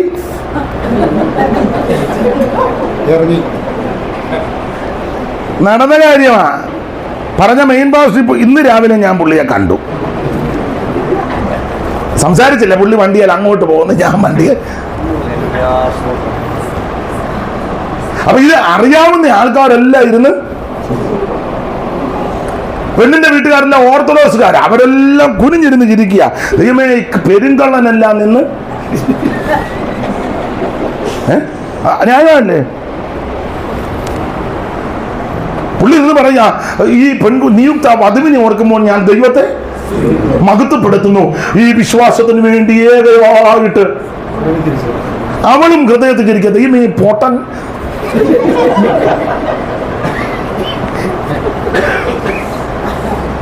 അല്ല, കല്യാണത്തിനൊക്കെ പറയുമ്പോൾ ഒന്ന് ശ്രദ്ധിക്കുന്നത്, ഒന്ന് നേരത്തെ ഒന്ന് ചോദിച്ച് മനസ്സിലാക്കുന്നത്. ഈയിടെ ഒരുത്തൻ എന്നോട് പറഞ്ഞ, അച്ഛാൻ കല്യാണം നടത്തി തരണം. ഞാൻ ചോദിച്ചേട്ടാ എന്തെങ്കിലും കുഴപ്പമാണോ ചോദിച്ചു. നിങ്ങൾ തമ്മിൽ നേരത്തെ അല്ല അറിയണം. അറിഞ്ഞേച്ച് പറയുമ്പോൾ അത് ശ്രദ്ധിച്ച് നമ്മൾ പറയും, ഇല്ലേ? ഒരു സ്ത്രീയും പുരുഷനും ഇഷ്ടപ്പെട്ടു, മനസ്സ് തമ്മിൽ ഇഷ്ടപ്പെട്ടു. അവർ മാതാപിതാക്കളോട് പറഞ്ഞു, വീട്ടുകാർക്കും ഇഷ്ടമാണ്, കല്യാണം നടത്തുന്നെങ്കിൽ അത് തെറ്റൊന്നുമില്ല. അത് തെറ്റാന്ന് എനിക്ക് തോന്നുന്നില്ല. അവർ രണ്ടും ഇഷ്ടപ്പെട്ടു, മാതാപിതാക്കൾക്കും ഇഷ്ടമാണ്, കുടുംബക്കാർക്കും ഇഷ്ടമാണ്. അപ്പോൾ സഭയുടെ ചുമതലപ്പെട്ടവരോട് പറഞ്ഞു കല്യാണം. അപ്പം അത് നടത്തില്ല. പക്ഷെ അറിയണം, രണ്ടുപേരുടെ പാർക്കിലെല്ലാം പോയി ഐസ്ക്രീം ഒക്കെ ഞുണങ്ങ് ചെടിയുടെ പമ്മി ഇരുന്നേച്ചാ നടത്തോ ഇല്ലോന്ന്. മക്കളെ, നിങ്ങൾക്ക് പിടി കിട്ടുന്നുണ്ടോ ഞാൻ പറയുന്നേ? അത് അറിയാതെ കയറി പറയുമ്പോൾ പിന്നെ അബദ്ധമാകും. അതുപോലെ മരണ വീട്ടിൽ ചെല്ലുമ്പോഴും അങ്ങനെ ചത്ത് കിടക്കുന്ന തള്ള ഈ അമ്മച്ചി ഓർക്കുമ്പോൾ ദൈവത്തെ സ്തുതിക്കുന്നു. ഇതുപോലൊരു അമ്മച്ചി മരുമകളെ പൊരിപ്പിച്ച വാർതാൻ തള്ളയായിരിക്കും. അവൾ അടുത്തിരിപ്പുണ്ട്, കുപ്പി വെള്ളം എടുത്ത് എൻ്റെ തലയ്ക്ക് അടിക്കും.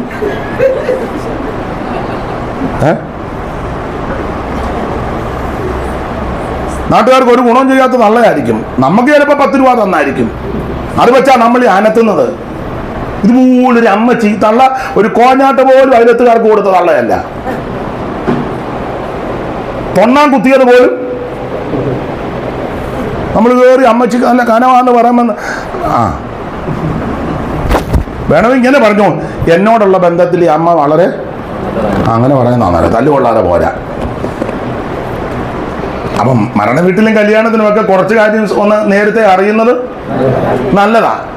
പണ്ടൊരു രാഷ്ട്രീയ പ്രവർത്തകൻ യാത്ര ചെയ്തു വന്നപ്പോൾ, രാഷ്ട്രീയക്കാർ അങ്ങനല്ലേ, ഒരു മരണം വീട്, അപ്പം അവർ ജനപ്രതിനിധിയല്ലേ, പെട്ടെന്ന് അങ്ങോട്ട് കയറി. അപ്പം ഇത് ചോദിക്കാനും അറിയാനും ഒക്കെ ഒത്തില്ല.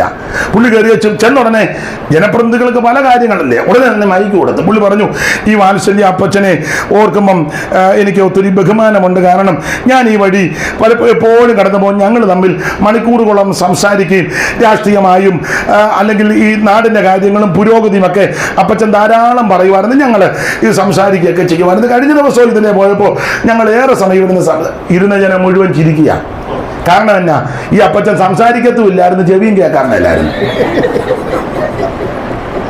അത് പുള്ളിക്കൊട്ട് അറിയത്തുമില്ലായിരുന്നു. അപ്പച്ചൻ സംസാരിക്കത്തുമില്ല, അപ്പച്ചന് ചെവി ജന്മന.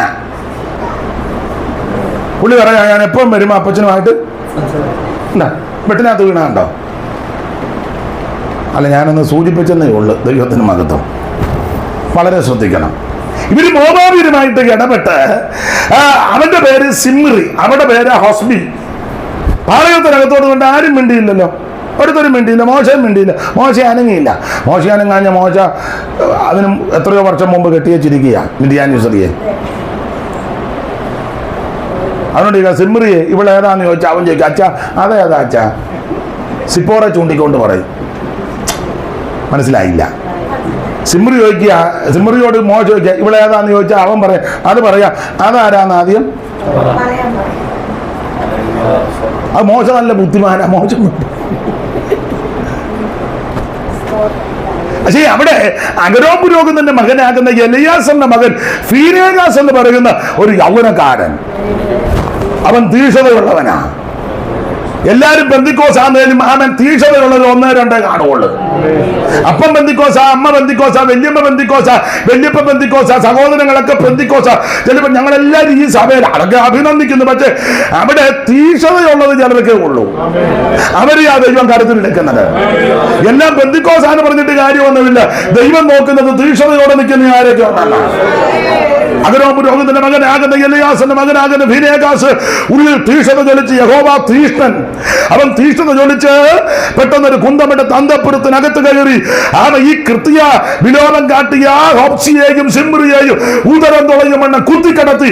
അടുത്ത വാക്യത്തിൽ ബാധ മാറി.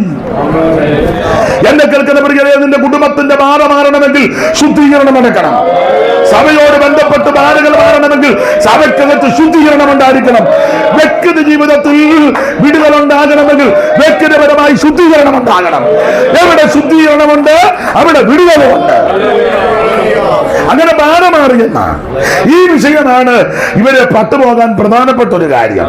അപ്പോൾ ദുർമോഹം, വിഗ്രഹാരാധന, പരസംഗം, ദൈവത്തെ പരീക്ഷിക്കുന്ന പിറുപിറുപ്പ്. ദൈവം എടുക്കുന്ന പാപമാ പിറുപിറുപ്പ്. വിശേഷിച്ച് നമ്മുടെ ഇടയിൽ എല്ലാവർക്കും അങ്ങ് പിറുപിറുപ്പാ. അത് വലിയ മഹാപാപമാണ്. 7-ാം കൽപ്പന ലംഘിക്കുന്നത് പോലെ തന്നെ പിറുപിറുപ്പ് പാപമാണ്. പാപമാണ്. എന്തുവാ ഈ പിറുപിറുപ്പ്? ഞാൻ എപ്പോഴും പറയും, ഈ കിട്ടാത്തതിന് ഇരുന്ന് അങ്ങ് കൂവിച്ചം കരച്ചില് വാ. എടാ, കിട്ടിയതിന് ആദ്യം നന്ദി പറ. അതല്ലേ ചെയ്യണ്ടേ? ലഭിച്ചതിന് ആദ്യം ദൈവത്തിന് നന്ദി പറ. ഇത് ഇപ്പോഴും നന്ദി എന്ന് പറയുന്നതില്ല. പിന്നെ ഞാൻ തന്നില്ല. ഞാൻ എപ്പോഴും പറയും, നമ്മുടെ പ്രാർത്ഥനയെല്ലാം മുട്ടനാട് കരയാൻ പോലെ. തരണമേ, വിടുവിക്കണമേ, ആട് കരയുന്ന പോലെ യോഗത്തിന് വന്ന് സൗഖ്യമാക്കണമേ, രക്ഷിക്കണമേ, മുട്ടനാട് കരയാൻ പോലെ ഇരുന്ന്. എടാ, കിട്ടാത്തതിന് ഇരുന്ന് പെറുപെറുക്കാതെ ആമേനെ ഞരങ്ങാതെ കിട്ടിയതിന് നന്ദി പറ. സ്തോത്രം, സ്തോത്രം, സ്തോത്രം. ദൈവം ഇതുവരെ ഈ ഭൂമിയിൽ നിന്നെ ശേഷിപ്പിച്ച് നന്ദി പറ. ദൈവം നിനക്ക് ആരോഗ്യം നൽകി, ദൈവത്തിന് നന്ദി പറ. ദൈവം നിനക്ക് ഭക്ഷണം നൽകി, ഭാരപ്പെട്ട് വാടകയ്ക്കാന്നേലും കയറി കിടക്കാൻ ഒരിടം ദൈവം തന്നില്ലേ? സ്തോത്രം. ആരോഗ്യത്തോടെ ഇവിടെ യോഗത്തിന് നടന്നു വരാനല്ലേ, വണ്ടിയെ വരുവാൻ, യാത്ര ചെയ്യുവാൻ ദൈവം ബലം തന്നില്ലേ? ഇതിനൊക്കെ ദൈവത്തിന് നന്ദി പറ. ഞാനൊരു കാര്യം പറയാം. എന്റെ അനുഭവത്തിൽ എനിക്ക് ഒരു ഭാരവും ഇല്ല, ഇങ്ങനെയുള്ള ഒരു ഭാരവും ഇല്ല. പണ്ട് പ്രസംഗിച്ചപ്പോൾ ഒരു തള്ള പറഞ്ഞു, എന്നാ ഭാരപ്പെടാനാ, കുളിയും കഴിഞ്ഞ് ഞാൻ വേറോത്തായിട്ട് ഇറങ്ങിയാൽ പോരെയെന്ന്. ഞാൻ പറഞ്ഞു, തള്ളേ, നിങ്ങൾ ആളറിയാതെ കയറി കൊത്തരുത്. നിങ്ങളെക്കാളൊക്കെ ഒത്തിരി വിഷയമുള്ള ആളാ ഞാനും. ഒത്തിരി ഉണ്ട്. നിങ്ങളിൽ പലരേക്കായാലും ഒത്തിരി നിരവധി അനവധി പ്രശ്നങ്ങളുടെ നടുവിൽ കൂടെ ഞാനും പോകുന്നത്. പക്ഷെ അതൊന്നും ഭാരമല്ല. മറ്റുള്ളവരുടെ കാര്യങ്ങൾ ഓർക്കുമ്പോൾ നമുക്കൊരു വിഷയവും ഇല്ല. അങ്ങനെ അങ്ങോട്ട് ചിന്തിക്ക്, അങ്ങനെ ചിന്തിക്കും. ഞാനതുകൊണ്ട് ദൈവത്തെ ഒത്തിരി മഹത്വപ്പെടുത്തുന്നതിന് കാരണം എനിക്ക് എന്നെ കണ്ട വല്ല ശരീരത്തിന് ഭാരം തോന്നിക്കും, അല്ലാതെ ഭാരം വല്ലതും തോന്നിക്കുമോ? നല്ല ഏലായി. സ്തോത്രം. Price the Lord. നമ്മൾ യാത്ര ചെയ്ത് പോകുമ്പോൾ എത്രയോ പേര് രാത്രി കൺവെൻഷനും ഒക്കെ കഴിഞ്ഞ് വരുമ്പോൾ കടത്തുന്നതിൽ എത്ര പേര് കിടക്കുന്നു. ഫാനില്ല, മെത്തയില്ല, നല്ല പോലെ ബെഡ്ഷീറ്റ് ഇല്ല, ഒന്നുമില്ല. അതൊക്കെ വെച്ച് നോക്കുമ്പോൾ എന്ത് ഭദ്രമായിട്ടാണ് ദൈവം നിന്നെ നടത്തുന്നത്. യോഗത്തിന് വന്ന് പട്ടി മോങ്ങുമ്പോൾ ഇന്ന് മോങ്ങാതെ അങ്ങനെയുള്ളവരെ ദൈവം സഹായിച്ച് വിടുവിക്കട്ടെ. പക്ഷെ അത് വെച്ച് നോക്കുമ്പോൾ നിങ്ങൾ മെഡിക്കൽ കോളേജിലും അതുപോലെ ആശുപത്രി ചെന്ന് മൂക്കിനകത്തൂടെ ട്യൂബിട്ട ലിക്വിഡായിട്ട് കൊടുക്കുന്നത് അവര് ദൈവം വിടുവിക്കട്ടെ. പക്ഷെ അത് വെച്ച് നോക്കുമ്പോൾ എന്ത് ഭദ്രമായിട്ടാ ദൈവം നിന്നെ നടത്തുന്നത്. എന്ത് ഭദ്രമായിട്ടാ. ഇഷ്ടപ്പെട്ട ആഹാരം കഴിക്കാൻ അവസരമില്ലേ? ഒന്നെങ്കിൽ മേടിച്ചല്ലേ വീട്ടിൽ പെരുമാറി. എന്ത് ഭദ്രമായിട്ടാ ദൈവം നടത്തുന്നത്. ഇതൊക്കെ ഓർത്ത് ദൈവത്തിന് മഹത്വം കൊടുക്ക്. ഏറെ നാളായിട്ട് കിടക്കയിൽ കിടക്കുന്നുണ്ട്. ആരെങ്കിലും വസ്ത്രം മാറിയാ മാറി, എല്ലാം കിടപ്പിൽ കിടന്ന. അതൊക്കെ വെച്ച് നോക്കുമ്പം ഭിത്തിയെ പിടിച്ചാൽ മാത്രം പോകാൻ ദൈവം ആരോഗ്യം തരുന്നില്ലേ. ദൈവത്തെ മഹത്വപ്പെടുത്ത്. കിട്ടാത്തതിനായിരുന്നു ഉമ്മ പാട്ടി മോങ്ങുമ്പോഴിരുന്ന് മോങ്ങാതെ നീ ദൈവത്തിന് മഹത്വം കൊടുക്കുക. സ്വന്തമല്ലെങ്കിൽ ചിലപ്പോൾ കൂട്ടുവിശ്വാസികളുടെ വാടകയ്ക്ക് ഒരു വാഹനത്തിൽ കയറാനും ഇറങ്ങാനും ആർക്കോ ആരോഗ്യം ദൈവം തരുന്നില്ലേ. എത്രയോ പേര് വാക്കര നടക്കുന്നു, എത്രയോ പേര് മറ്റ് മനസ്സഹായത്തോടെ നടക്കുമ്പോൾ അതൊക്കെ വെച്ച് നോക്കുമ്പോൾ എന്ത് ഭദ്രമായിട്ടാണ് ദൈവം നിന്നെ നടത്തുന്നത്. ദൈവത്തിന് മഹത്വം കൊടുക്കുക. Price the Lord, price the Lord. ഈ സ്ത്രീ, ഞാൻ സഹോദരിമാരോട് പറയാ, നിങ്ങൾ അടുക്കളയിൽ കയറുമ്പോൾ അധികമായിട്ട് ദൈവത്തെ സ്തുതിക്കണം. ടിന്നിനകത്തൊക്കെ ഉണ്ടല്ലോ എല്ലാം, കാപ്പിപ്പൊടിയും പഞ്ചസാരയും കടുകും ഈരവോ ഉണ്ടല്ലോ അടുക്കളയില്, അതൊക്കെ ഇല്ലേ. ദൈവത്തെ സ്തുതിക്കണം. എത്രയോ ഭവനങ്ങളില് ഇപ്പോഴും ഫ്രിഡ്ജിനകത്തിരിക്കുക ചിക്കനും മീനും ഒക്കെ അല്ലേ, വീട്ടിലില്ലേ? ഇല്ലേ? എന്നാലും നന്ദിയില്ല. തള്ള എന്ന് പറ, ഞാൻ അങ്ങോട്ട് വരുന്നൊന്നുമില്ല. ഉണ്ടെന്ന് പറഞ്ഞ അയാളെങ്ങാനും പമ്മി അങ്ങോട്ട് ഇല്ലേ? ഉണ്ട്. അത്യാവശ്യം ഒരു 5 പേര് കയറി വന്നാൽ കൊടുക്കാനുള്ളതുണ്ടല്ലോ. ദൈവത്തെ മഹത്വപ്പെടുത്തി. സ്തോത്രം. ഈ യോഗം കഴിയുമ്പോൾ നിരാശ ഒന്നും ഉണ്ടാകരുത്. യോഗം കഴിയുമ്പോൾ ഇവിടെ കിടന്ന് തൂങ്ങി ഈ വസന്ത വന്ന ഓടി നിൽക്കുമ്പോൾ ഈ പരിയത്തൊന്നും നിന്നേക്കരുത്. ദൈവത്തെ മഹത്വപ്പെടുത്തി നിന്നോണം. Praise the Lord. അനേകർക്ക് തലമുറയില്ല, ദൈവം നിനക്ക് തലമുറയെ തന്നില്ലേ. അനേകം കുഞ്ഞുങ്ങൾക്ക് വിവാഹപ്രായമാകാതെ ഭാരപ്പെടുമ്പോൾ നിന്റെ കുഞ്ഞിന്റെ വിവാഹം ദൈവം നടത്തിയില്ലേ. അതിനൊക്കെ ദൈവത്തിന് മഹത്വം കൊടുക്കുക. ദൈവത്തെ സ്തുതിക്ക്. ഞാനെപ്പോഴും പറയും, കൊച്ചുനാളിലൊക്കെ ഒരു നല്ല സാരി കൊടുത്താൽ, ഇപ്പോഴത്തെ രീതിയല്ല, ഒരു നല്ല സാരി പലരും എടുത്തോണ്ട് നോക്കി കൊതിച്ചിട്ടില്ലേ? ഉണ്ട്. കൊതിക്കുക മാത്രമേ, അടുത്തിരിക്കുമ്പോൾ ഒന്ന് ഞെരടി നോക്കിയിട്ടുണ്ട്. ഇപ്പൊ എത്ര എണ്ണം ഉണ്ട്? ഞാനെപ്പോഴും പറയും, ചേട്ടാനിയന്മാരുള്ള വീട്ടിൽ ചിലപ്പോൾ ഇട്ടുമാറാൻ ഷർട്ട് കാണുകയല്ല. ചേട്ടൻ തേച്ചിട്ടേക്കുന്ന എടുത്തോണ്ട് അനിയൻ അവൻ കുളി കഴിഞ്ഞ് വന്നപ്പോൾ ഷർട്ടില്ല, ആങ്കർ മാത്രം കിടന്ന് ആടുന്നു ഇല്ലേ. ഇപ്പൊ എത്ര എണ്ണം ഉണ്ട് ആരാധനത്തിന് മാറുകയാണ്. ഇതൊക്കെ ഓർത്ത് ദൈവത്തെ സ്തുതിക്കണ്ടേ. സ്കൂളിൽ പോയപ്പം എന്റെ കുഞ്ഞുനാളിൽ, നിങ്ങളുടെ കുഞ്ഞുനാളിൽ ചെരുപ്പൊന്നുമില്ല. നടന്നൂപ്പാട് വന്ന് കാലേ കല്ലും കാച്ചി. പിന്നെ 4 മണി വിട്ട് ഇങ്ങനെ വീട്ടിൽ വന്നതാ, ഇങ്ങനെ അല്ലേ. അപ്പൊ അമ്മ ചോദിച്ചു, എന്തുവാടാ? കല്ല് കാച്ചി കാലയിലെ. ഉടനെ നടരാജൻ നിൽക്കും പോലെ നിൽക്കുക. പിന്നെ ഞങ്ങളുടെയൊക്കെ നാട്ടിലെ തൊണ്ട് ചൂടാക്കി എണ്ണ തിരി തല്ലുക എന്നാ പറയുന്നത്. തിരി കണ്ടിട്ടില്ലേ? ഇപ്പൊ എത്ര ജോഡി ചെരുപ്പുണ്ട്? എത്ര ജോഡി? സത്യം പറ, നെഞ്ചത്ത് കൈവച്ച് സത്യം പറ. അടുക്കളയിൽ ഇടാനൊന്ന്, വെളിയിലോട്ടിറങ്ങാൻ വേറൊന്ന്, ബെഡ്റൂമിൽ പോകാനൊന്ന്, ബാത്റൂമിൽ പോകാൻ വേറൊന്ന്, സഭയിലിടാൻ വേറൊന്ന്, കല്യാണത്തിന് ചടങ്ങിന് വന്ന കുറഞ്ഞത് ഒരു 5 ജോഡിയെങ്കിലും പലതിലും ഉണ്ട്, ഇല്ലേ? എന്നിട്ടും തൃപ്തി വരുന്നില്ല. ആ മോന്ത കാണുമ്പോ അറിയാം. പണ്ട് AC ഓർക്കാൻ പറഞ്ഞ പോലെ അടുത്ത ആഴ്ച നിന്റെ ഈ വളിച്ച മോന്ത ഇതിനകത്ത് കാണരുതെന്ന്. പുള്ളി ഇംഗ്ലീഷിലാ പറഞ്ഞു. എനിക്ക് ഇംഗ്ലീഷ് അറിയാൻ മേല. അറിയാവോ? അറിയാതെ പറയിപ്പിക്കാനാ? എന്നാ എനിക്കും അറിയാൻ മേല. ആരാണ് എനിക്കിന്ന് വളിച്ച മോന്തയായിട്ടിരിക്കാറ്? ദൈവത്തെ മഹത്വപ്പെടുത്ത്. ദൈവം നിനക്ക് നന്മ തന്നില്ലേ? ആരോഗ്യം തന്നില്ലേ? കോവിഡിന്റെ കാലത്ത് എത്രയോ പേര് നമ്മളെ വിട്ട് കടന്നുപോയി. ദുഃഖമുണ്ട്. ആയുസോടെ ദൈവം വെച്ചില്ലേ? സ്തോത്രം, സ്തോത്രം, സ്തോത്രം, സ്തോത്രം. കൃപയും കാലം മുഴുവൻ നീ കൈവിടാതെന്നെ കൺമണി പോലെ കാത്തു. കൃപയും കാലം മുഴുവൻ നീ കൈവിടാതെന്നെ കൺമണി പോലെ കലങ്ങിയുള്ള നീറും നേരം കലങ്ങി. താളത്തിലടിക്കണേ. നീറും നേരം അരികിൽ വന്നേ, ആശ്വാസ അരികിൽ വന്നേ. ഓ മാമ മണാന നീ പ്രേമത മാമ മണാന. ഓ നിറയുന്നേ നിറയുന്നേ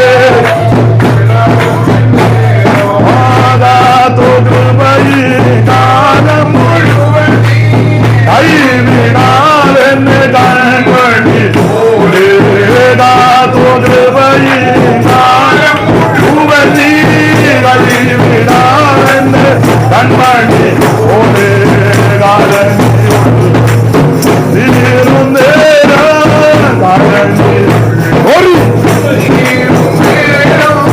അരികിൽ അരികിൽ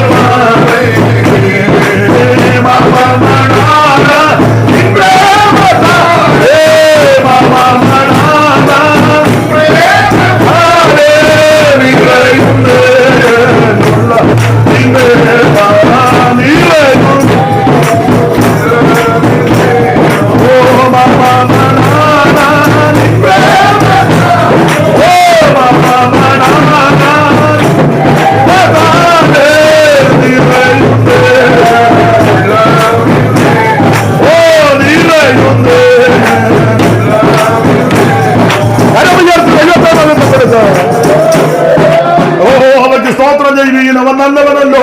അവന്റെ ദയ എന്നേക്കുമുള്ളത്.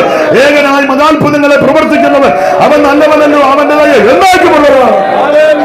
നമ്മുടെ സാക്ഷികൾ നമ്മെ ഓർത്തവൻ അവൻ നല്ലവനല്ലോ. അവന്റെ ദയ എന്നേക്കുമുള്ളത്. ഓർത്തോർത്ത് ദൈവത്തിന് മഹത്വം കൊടുക്കണം. അതുകൊണ്ട് എന്റെ പ്രിയരെ, ഞാനൊരു കാര്യം പറയാം. പിറുപിറുക്കരുത്. അത് വലിയ മഹാഭാവമാണ്. പിറുപിറുക്കരുത്. ലഭിച്ചതിനെല്ലാം നന്ദി പറയണം. ആ, പിറുപിറുക്കരുത്. അവർ നിങ്ങളുടെ കൂടാരങ്ങളിൽ വെച്ച് പിറുപിറുത്തുന്ന ചുമ്മാ അതും പറഞ്ഞിരിക്കരുത്. അത് കിട്ടിയില്ല, ഇത് കിട്ടിയില്ല. പിള്ളേർ ഇങ്ങനെ പോകുന്ന തട്ടിയും മുട്ടി. ആ, പ്രാർത്ഥിക്കണം പാസ്റ്റർ. ഞങ്ങൾ ഉദ്ദേശിക്കുന്നത് പോലെ ഒരു എന്തുവാ ഇതിനും വേണ്ട ഉദ്ദേശിക്കുന്നേ? എന്തുവാ ഇതിനും വേണ്ട ഉദ്ദേശിക്കുന്നത്? സ്തോത്രം. അല്ല, അടിസ്ഥാനപരമായ കാര്യമൊക്കെ ദൈവം തന്നില്ലേ? എനിക്കിതൊന്നും അല്ല വിഷയം. ഞാൻ അധികമായിട്ട് ശ്രദ്ധിക്കുന്ന 2 കാര്യമാണ്. എൻ്റെ കാര്യമാണ് പറയാനാണ് കേട്ടോ. നിങ്ങൾക്ക് ഇഷ്ടമുണ്ടെങ്കിൽ ചോദിച്ചാൽ മതി. അതിൽ ഏറ്റവും ശ്രേഷ്ഠം എനിക്ക് ശുശ്രൂഷ ചെയ്യാനിടയാണ്. അത് ഏറ്റവും വലിയ ഭാഗ്യം. 2, നാളത്തെ എനിക്കറിയത്തില്ല. ഇതുവരെ ആയുസോടെ ആരോഗ്യത്തോടെ ദൈവം നിർത്തി. ഇത് കൂടുതൽ എന്നാ ചെയ്യാന്? ഇത് കൂടുതൽ എന്തോ ചെയ്യാന്? നല്ല മനസ്സോടാ ഞാൻ പറയാനേ. നമ്മളെക്കാൾ മിടുക്കന്മാരും ശ്രേഷ്ഠന്മാരും കഴിവുള്ളവരും ഒക്കെ മാറ്റപ്പെട്ടപ്പോൾ ആയുസ്സും ആരോഗ്യവും ദൈവം തന്നില്ല. അയ്യോ, ആ കോവിഡിന്റെ സമയത്ത് ശ്വാസം മുട്ടല് എന്ത് പ്രയാസപ്പെട്ട്. ഒരു തടസ്സവും കൂടാതെ ഇതുവരെ ദൈവം നമ്മെ ഈ ഞാനും ശുഭ പാസ്റ്ററും ആ കോവിഡിന്റെ സമയത്ത് എന്തും വീണ്ടും ഷവോടക്കിന് പോയെന്നറിയാമോ? അതിനിടയ്ക്ക് 2 കോവിഡ് രോഗിയെ ഞങ്ങൾ അടക്കി. ഒരു സഹോദരിക്ക് കോവിഡ് ആയിരുന്നു, അതറിയാം. വീട്ടിലുള്ളവർക്കെല്ലാം കോവിഡാ. ആ സഹോദരി മരിച്ചു. വീട്ടിലുള്ളവർക്കെല്ലാം കോവിഡാ. ആ മരിച്ചിട്ട് മോർച്ചറി ഇരിക്കുക, ഡെഡ് ബോഡി ഒന്ന് ഒരുക്കിയെടുക്കാൻ ആരുമില്ല. എന്നെ വിളിച്ചു പറഞ്ഞു. ഞാൻ പറഞ്ഞു ഞാൻ വരാമെന്ന് പറഞ്ഞു. ഞാൻ വലിയ ധൈര്യശാലിയാന്നുള്ളതല്ല, ദൈവകൃപയാ. വരാമെന്ന് പറഞ്ഞു. പോയി രാവിലെ വീട്ടിൽ നിന്ന് പ്രാർത്ഥിച്ചിറങ്ങി. നമുക്ക് വേണ്ടപ്പെട്ടതാ. അപ്പം എൻ്റെ ഇളയ പെങ്ങളുണ്ട്, അവൾക്കും അല്പം ധൈര്യമുണ്ട്. അവൾ പറഞ്ഞ് ഞാനും വരാമെന്ന് പറഞ്ഞു. ഒരു സ്ത്രീയെ ഒരുക്കുകയല്ലേ, വേറെ ആരുമില്ല. ചെന്നപ്പോൾ അവള് ഇല്ലേ അന്നേരം കിറ്റുണ്ടല്ലോ, എന്തുവാ ആ അവൾ അതിട്ടുണ്ട്. ഞാൻ പറഞ്ഞു കിറ്റും കുന്തമൊന്നും എനിക്ക് വേണ്ടെന്ന് പറഞ്ഞു. നേഴ്സുമാര് സിസ്റ്റേഴ്സും കൂടാ, മഠത്തിലമ്മമാര്, അവരുമൊക്കെ. അതിലൊരു സിസ്റ്റർ പിന്നീട് പറഞ്ഞതായിട്ട് ഞാൻ അറിഞ്ഞു, അയ്യോ പാസ്റ്റർക്ക് സാരി ഉടുപ്പിക്കാനൊക്കെ അറിയാമല്ലോ എന്ന്. അറിയാനിട്ട് അതങ്ങ് ചെയ്യുക. ഒരുക്കി വൃത്തിയാക്കി. ദൈവത്തിൻ്റെ മഹാകൃപയാണ്.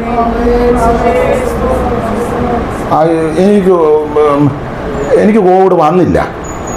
ഇല്ല, ഇനി വന്നോന്നറിയത്തില്ല. നമ്മൾ പരിശോധിക്കാനൊന്നും പോകുന്നില്ലല്ലോ. കോവിഡാന്നോ കുന്തമാന്നോ ആര്. ഒറ്റ ദിവസം പോലും കിടക്കാനും ഇടയായില്ല.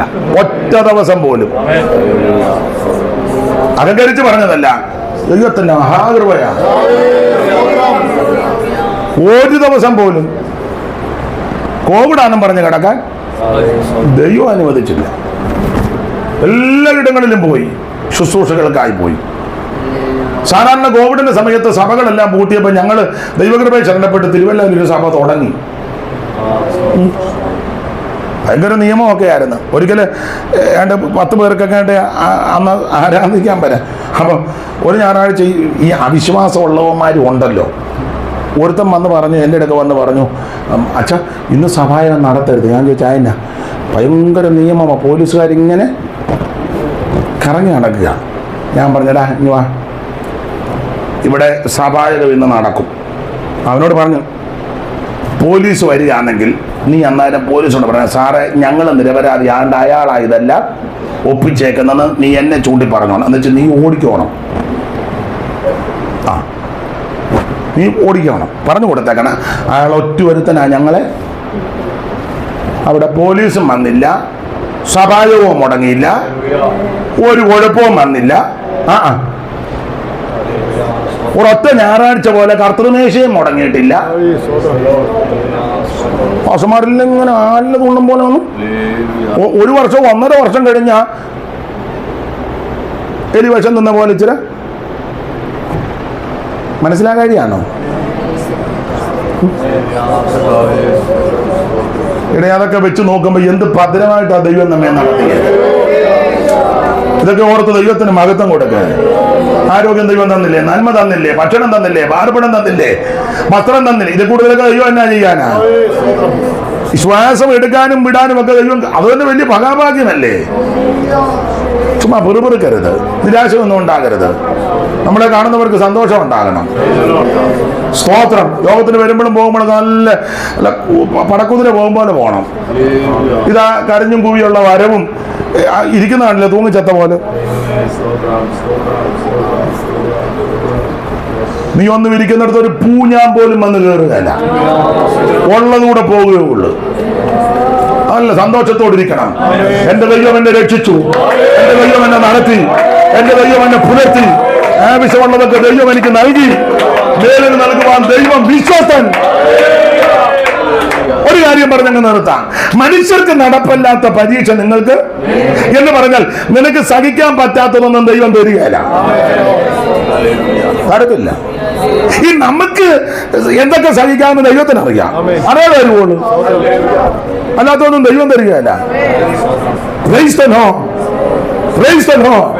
മനുഷ്യർക്ക് നടപ്പില്ലാത്ത പരീക്ഷ നിങ്ങൾക്ക് നേരിട്ടിട്ടില്ല.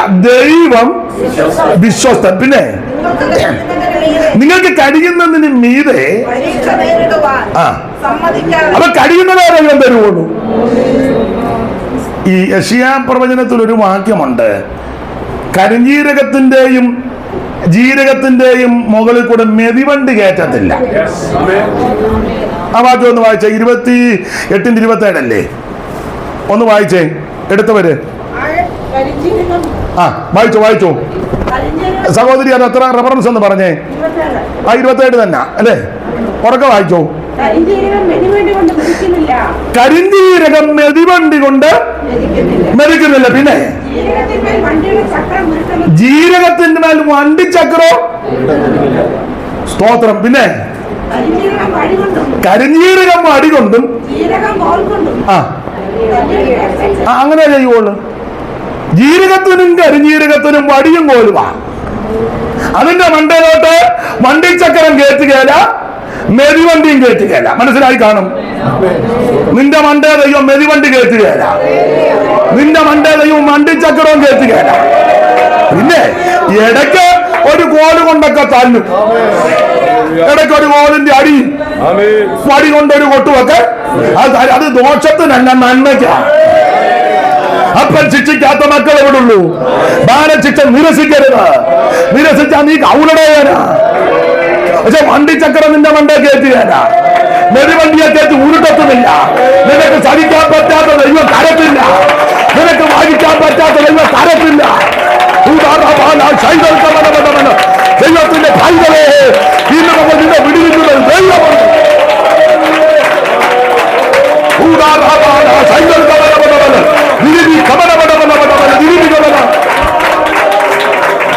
ഓ ദൈവത്തിന് വന്നിട്ടും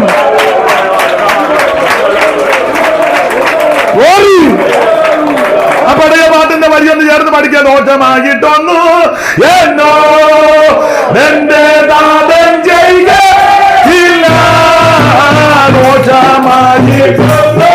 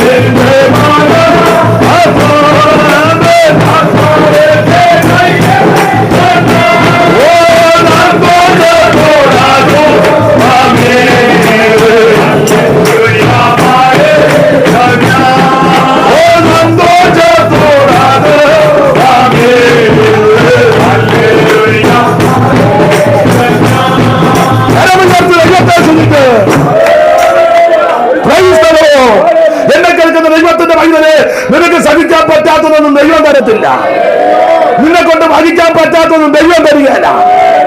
വണ്ടിച്ചക്രം കയറ്റത്തില്ല, മെതിവണ്ടി കയറ്റുകയില്ല. പിന്നെ ഇടയ്ക്കിടയ്ക്കൊരു കോലിനടി, ഒരു വടി കൊണ്ടൊരു അതൊക്കെ വേണം. അതല്ലേ പിന്നെ മക്കളും അപ്പനുമായിട്ടുള്ള ബന്ധമൊന്നുമില്ല. സ്തോത്രം. ഈ രോഗം നിന്നെ തകർത്ത് കളയാനല്ല, ദൈവപ്രവൃത്തി വെളിപ്പെടാനാ. ഈ പ്രശ്നം നീ പിന്മാറാനല്ല, ഇതിന്റെ നടുവിൽ ദൈവം ആരാന്ന് വെളിപ്പെടുത്താനാ. അങ്ങനല്ലേ പറഞ്ഞത്? ഇത് ദൈവനാമം മഹത്വപ്പെടാനാണ്. 4 ദിവസമായി നാറ്റവും വെച്ചു. സ്തോത്രം. കർത്താവ് പറഞ്ഞത് അങ്ങനൊന്നും ഒരു ദൈവനാമം മഹത്വപ്പെടാൻ പോവുക. ദൈവത്തിനതൊന്നും വലിയ വിഷയമല്ല. പരീക്ഷയോട് കൂടെ പോക്കുവഴി ഉണ്ടാകും. ഈ പലവിധ വിഷയത്തിന്റെ ഈ ചൂളയിൽ കൂടി പോകുന്ന ദൈവമക്കളോട് ഈ പകൽ പെട്ടെന്ന് 2 കാര്യം പറഞ്ഞ് നിർത്താം. ദൈവം നിനക്ക് പോക്കുവഴി ഉണ്ടാക്കത്തില്ല. നീ ഏത് വിഷയത്തിൽ ഭാരപ്പെടുന്നു ആ വിഷയത്തിൽ ദൈവം നിനക്ക് പോക്കുവഴി ഉണ്ടാകും. അത് കുടുംബത്തിന്റെ വിഷയമാകാം, കുഞ്ഞുങ്ങളുടെ വിഷയമാകാം, ശുശ്രൂഷകളുടെ വിഷയമാകാം, ഭാവി വിഷയമാകാം, പ്രാണനെതിരെ, നന്മക്കെതിരെ, ആയുസിനെതിരെ, ഏത് വിഷയമാണേലും ദൈവം അതിന് പോക്കുവഴി ഉണ്ടാക്കത്തില്ല. ദൈവത്തിന് മതിപ്പം, ദൈവത്തിന് മതിപ്പം, ദൈവത്തിന് മതിപ്പം.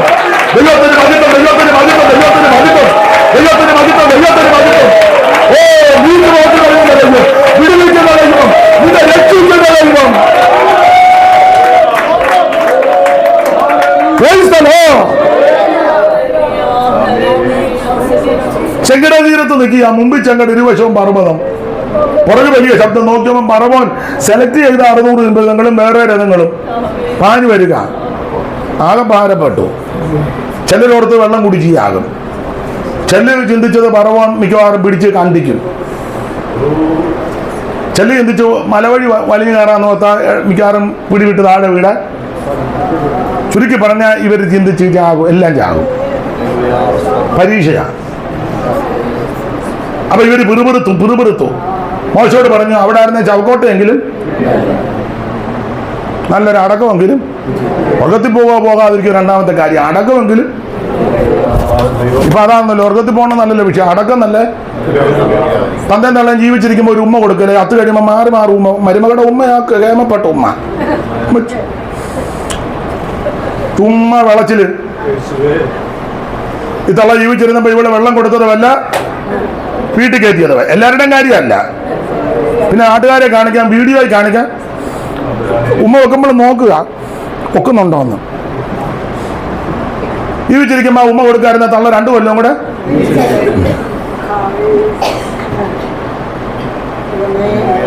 ചത്ത് കിടക്കുന്ന മരുമകളും കൊച്ചുമക്കളും എല്ലാം അടിക്കുക അല്ലേ. 3 കുപ്പി തീർത്ത് രാവിലെ 8 മുതൽ 1 മണിയായപ്പം. മൂത്ത മരുമകളുടെ 1 കുപ്പി, ഇളയ മരുമകളുടെ 1 കുപ്പി, കൊച്ചുമോന്റെ കുപ്പി എന്നാന്ന് വെച്ചാൽ മറ്റേ അടിക്കുന്ന കുപ്പിയല്ല, സ്പ്രേ. മാറി അടിക്കുക. ഇതള്ള ജീവിച്ചിരുന്നപ്പോ ഇച്ചിരി പൗഡർ പോലും കൊണ്ട് കൊടുക്കാത്ത ഇനമാ. ചത്ത് കഴിയുമ്പോ എന്നാത്തിന്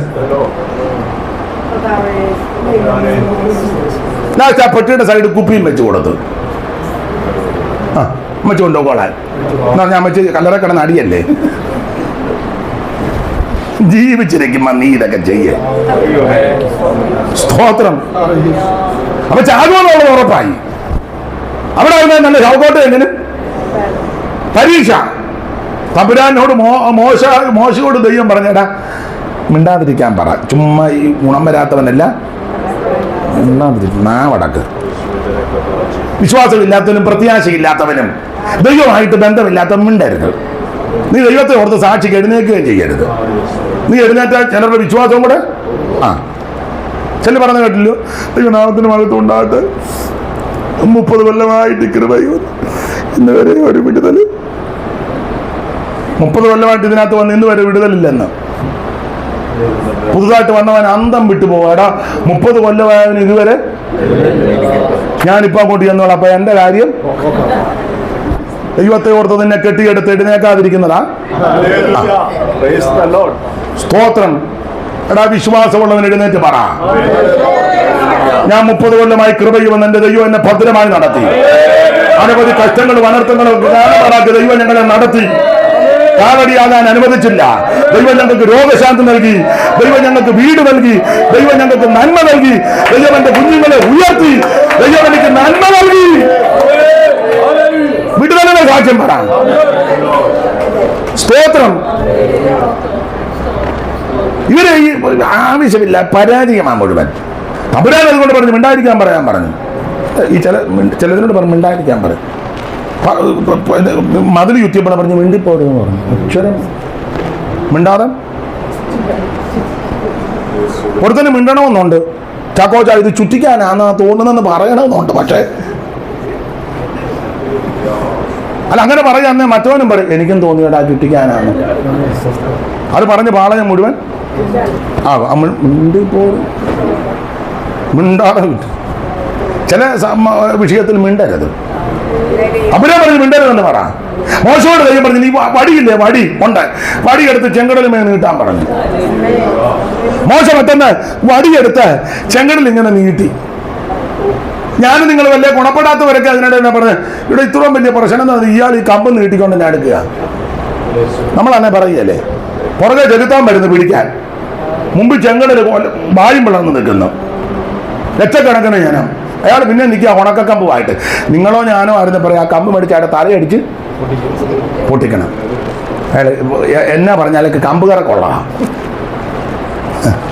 അല്ല, ഈ നിങ്ങൾ ഒരു കാര്യം പറഞ്ഞ വടിയായിട്ട് പോയവർക്കെല്ലാം വിടുതല. യാക്കോബ് പറഞ്ഞു ഒരു വടിയോടെ അങ്ങോട്ട് പോയത്, പക്ഷെ ഇപ്പൊ അങ്ങനൊന്നും അല്ല.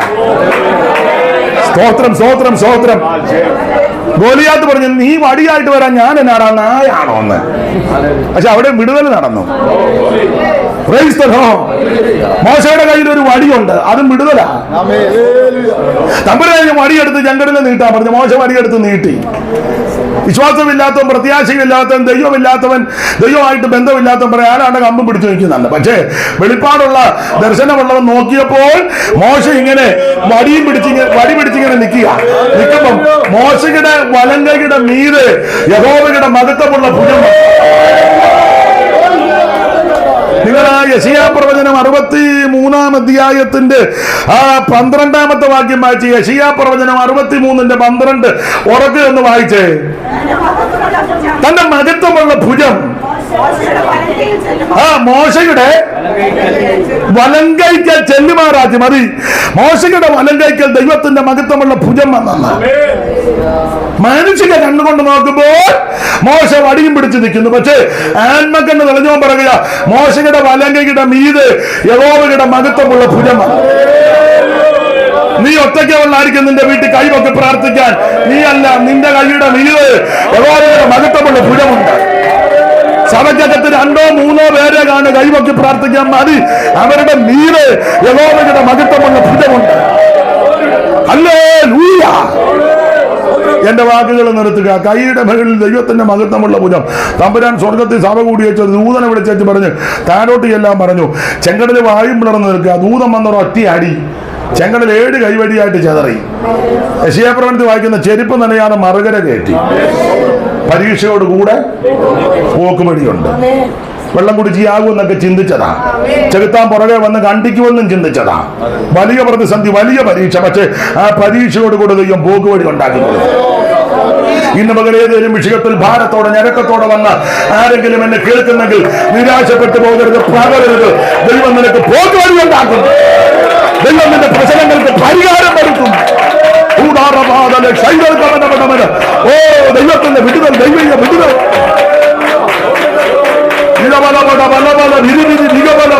വിരിവിരി